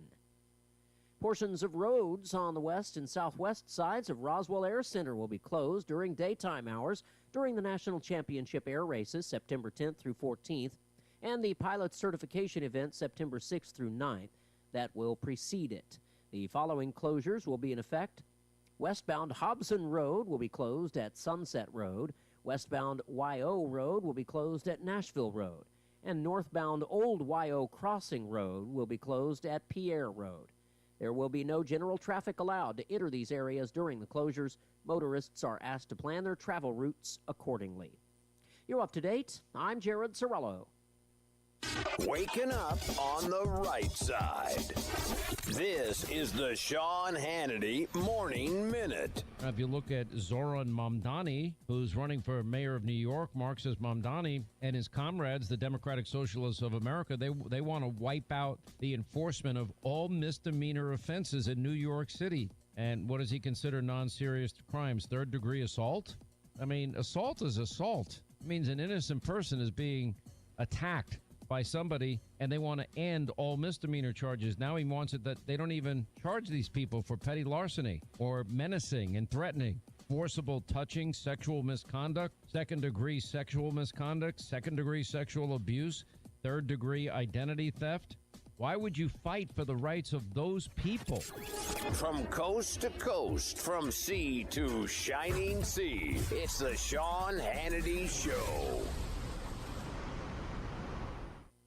Hey, if you're with Verizon, AT&T, T-Mobile, you are overpaying for wireless, period, end of sentence. You're paying for thousands of retail stores that you're never going to go to. You're paying for unnecessary perks that you'll never use. But guess what? My cell phone provider, Pure Talk, they use the same 5G network, the same cell towers. The only difference? They don't charge you for any of the garbage. Instead, Pure Talk will give you unlimited talk, unlimited text, plenty of data, $25 a month. That's real money in your pocket for the exact same service. And guess what? You can keep your phone and your phone number. The switch is simple, fast, easy. Dial pound 250, say the keyword save now. You'll save an additional 50% off your first month. And you can be switched over in mere minutes. Pound 250, keyword save now. Make the switch to my cell phone provider, a veteran-owned company, Pure Talk. Wireless by Americans, for Americans. Hey everyone, with your Cowboys Report, I'm Christy Scales. Deuce Vaughn and Jalen Brooks and rookies Trayshawn Holden and Tyler Neville were among players waived at roster cuts. Details after this. Becky Hammond on being the first woman to coach in the NBA. What if it's no big deal that I'm a woman? What if it's about striving for excellence and being the best me without the label? It's not about where others say you should be. It's about where you want to go. It's about a financial services company that focuses on your measures of success. Whether it's for your home or business, we offer personalized service and expert advice to help you achieve your unique goals. Visit swbc.com for financial services without the labels. Cowboys Nation is big because everything's bigger in Texas. And Reliant has the energy to power it all. From home field advantage to home sweet home, Reliant has Dallas Cowboys fans all across the Lone Star State covered for every electric moment this season and beyond. Reliant, proud to be the official energy provider of your Dallas Cowboys. Reliant, PUCT number 10007. Among yesterday's Dallas Cowboys roster cuts were running backs Deuce Vaughn and Malik Davis, receiver Jalen Brooks, cornerback Israel Mukwamu, and rookies like Elijah Clark and Justin Barron. Making the team were Joe Milton, receiver Ryan Flournoy, rookie cornerback Zion Childress, and running backs Jaden Blue and Phil Maffa, plus two veteran defensive linemen added during training camp, James Houston and Perion Winfrey. Meanwhile, backup quarterback Will Greer and special teams ace C.J. Goodwin were among veterans released, but they could resign with the team once spots are cleared with players moved from the 53-man roster to injured reserve. The roster remains a moving target with more moves coming throughout the week. With your Cowboys Report, I'm Christy Scales. I'm meteorologist Steve Hamilton with your Pecos Valley weather. Most of that monsoon moisture is staying off to our west, but we could get a shower or thunderstorm later on today. Some sunshine, and we're in the low 90s on the high. Overnight, a few clouds, upper 60s, and then lots of sunshine coming up for Thursday. We'll heat up a little bit, too. We'll be in the upper 90s. Scattered afternoon showers and thunderstorms on Friday, low 90s. That's your latest forecast. I'm meteorologist Steve Hamilton. Still burning cash on posters that get tattered, tired, and tossed? Turn heads with vibrant LED posters from DSI. Plug and play with custom updatable graphics. Showcase a single showstopper or link several for a seamless video wall. For over 27 years, DSI has helped New Mexico businesses communicate smarter with printers, IT support, AV, and more. Ready to elevate your message and cut costs? Call 888-386-7834 or visit dsinm.com today. It's time for the Chavez County Sports Report. Got a soccer score to pass along from last night. Roswell hosting Artesia boys soccer and falling to the visiting Bulldogs. Tough game for the Coyotes. 3-2 was the final score. Meanwhile, the Roswell girls win at Los Lunas 3-2 to move to 4-1 on the season. The Lady Coyotes had 2 second-half goals for that victory, and they just came off the Alien City tournament where Roswell first defeated Lovington on Friday by a score of 4-0, and then a really good game against Centennial, losing in a PK shootout to Centennial. But then Roswell finishes off the tournament with a 3-1 victory over Goddard. Meanwhile, Goddard, of course, in the same tournament, defeats Silver Friday 6-0, then loses to Mayfield 3-0 on Saturday. The Sports Report brought to you by DSI. Call DSI for all your office technology needs. I'm Eric Butler at Roswell's Talk FM 106.5. With the Wall Street Business Report, I'm Rich Thomason. As of today, a major American trading partner, India, is subject to whopping 50% U.S. tariffs. President Trump ordered the steep tariffs partially in response to India's ongoing purchases of Russian oil that helps to fuel Vladimir Putin's war machine in Ukraine. President Trump says China's monopoly on rare earth minerals must be broken. Industry insiders have long viewed critical minerals as a national vulnerability because they are crucial ingredients in many defense applications, as well as an assortment of high-tech products. The prospects for additional consolidation in the rail industry have dimmed. Both of CSX's potential partners are now saying they're not interested in a deal, saying it would not make economic sense. Union Pacific and Norfolk Southern do plan to join forces. For the Wall Street Business Report, I'm Rich Thomason. Drive into the sunset during the end of summer sales event at Roswell Nissan. Now through the end of the month, get 0% APR for up to 60 months on a great selection of vehicles, including all 2025 Nissan Murano, Rogue, and Pathfinder. Find huge savings on the pre-owned lot, too. And every vehicle on the lot has undergone a multi-point inspection, so you can rest assured knowing your next ride is ready for whatever the road of life throws your way.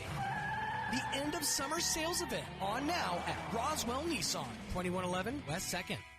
Bob Reed Pest Control. Reliable, professional, and experienced. The technicians at Bob Reed Pest Control have been providing pest management services for over 50 years and will continue to set high standards for their customers. Protect your family's most important investment, your home, and protect your children and pets from the dangers of poisonous bugs and insects. Everyone at Bob Reed Pest Control are trained and knowledgeable in the latest pest management practices, offering effective treatment plans for each situation. Bob Reed Pest Control. Find them online, BobReedPestControl.com, or call 575-623-5344. Serving all of Southeast New Mexico.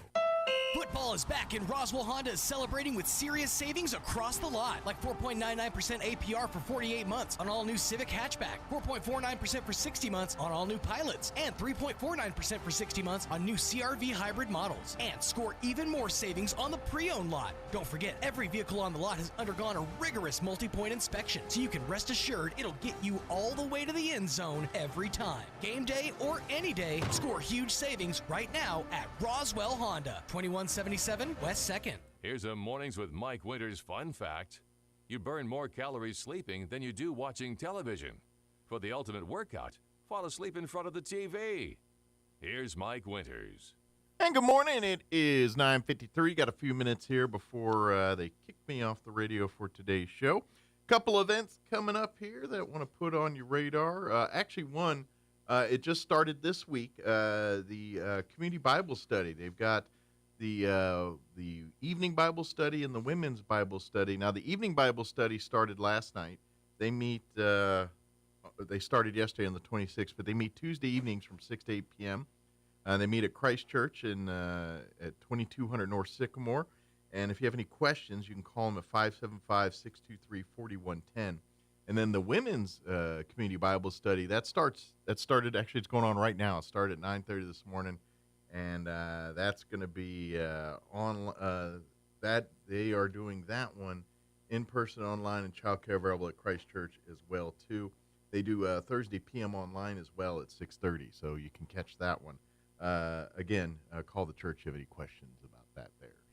So, couple things there. Get your Bible on. Yeah. Of course, if you were listening earlier this morning, we played our interview we had with the district attorney's office there, and we had Gina Yeager, who we call the DA dog lady. She, of course, they've got their golf tournament that supports the facility dogs there. That's going to be Saturday, October 18th at the NMMI golf course. They're going to do a shotgun start starting at 9 a.m., three-person scramble. Entry fee is $300 per team or $100 per player. Your entry fee includes a free breakfast, lunch, and drinks, drawings, and raffles as well. And, of course, they got cash prizes, $450 for first place, $300 for second, $225 for third, and, of course, proceeds from the event all go to the DA dog program. Will Chevy be making an appearance? I imagine you will see a dog or two. Is it Chevy or Chevy? Chevy, to my knowledge. Okay. They say Chevy. All right. Like the car, the Chevrolet. Car. Gotcha. Not like the actor. Not like the Mr. Chase. Yes, not like the actor. Or the town in Maryland. Which, by the way, weirdly, he's not named after. No, he's not named after the town in Maryland. Seems very odd. Actually, he's not. His real name isn't Chevy. Right. Maybe he named himself after the town. No, he says it. Well, he just chose it because of the way it sounded, like the alliteration. Oh. Yeah, the double C's. You know, shotgun starts are very disappointing. Yeah. There's never a shotgun. I have been to several shotgun starts and yet to see a shotgun. Yeah. Or well, same thing with the shotgun weddings, you know. Yeah. Right? Well, actually, no. If you've been to a shotgun wedding, you know there's probably at least 3 shotguns in attendance alongside you. Yes, but not technically part of the ceremony. If at any point in time you hear somebody in the audience say, "We're about to have us one hellacious shindig," you need to leave. Or take your teeth out. Let's go. Or yeah, get it on.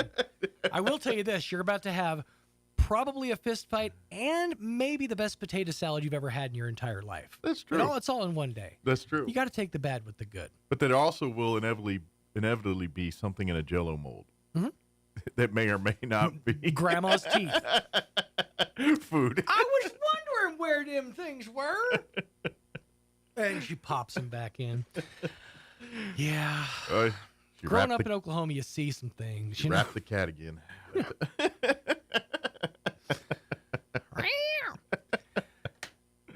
Oh, man. Speaking of shindigs, big shindig coming up September 13th, the Chaves County Federated Republican Women's annual, or I say not annual because it happens every non-election year, Cowboy Prom. So it's semi-annual. I don't know. Well, no, that's not right either. I don't know. Triannual? I don't know. It happens every couple of years. You figure out what that's called. And then they'll have the Cowboy Prom is coming up September 13th. It'll be at the Arts and Crafts building out at the fairgrounds.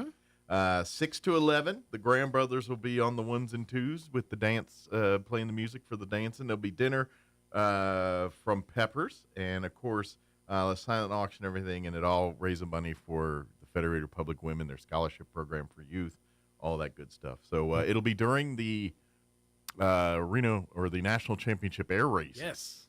So it'll be that evening. So after a day of flying and all that, you want to come and kick back and have a beverage and some dinner and maybe cut a rug or two. Come on out. Yeah, it should be fun. It's funny how there's so many different like organizations that are doing their things around the air races. I feel like maybe we're sending a a false message to the tourists that are coming to enjoy the air races.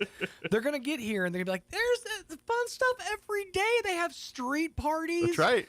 The whole of Artesia and Red Dirt Black Gold is going to be going on during the same time air too, races as in well. Artesia, So yeah. they're like, they're just constantly drinking the streets and they're having parties. They shut down downtown. Yeah, we frolic. And then they come back in like May. where the tumbleweeds travel in families, you know? Well, it's kind of, but I would also argue, when the corn festival rolls into whatever town, I'm sure that, they're not all dressed up like ears of corn all year long.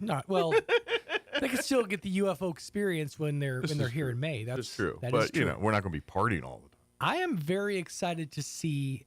I'm excited for the air races. Don't get me wrong. But I'm most excited for the post-mortem. Because we're going to learn some things over the course of 3 days here in Roswell. We'll have the good, the bad, the ugly. I think we're gonna come out a better town because of it. Oh yeah. And I think we're definitely gonna have a game plan moving forward. And like I said, the first year is going to be the one where we work out kinks, a bevy of kinks, and then we'll have less kinks next time. So yes, that's the plan. All right. Speaking of kinks, we're done. We're out.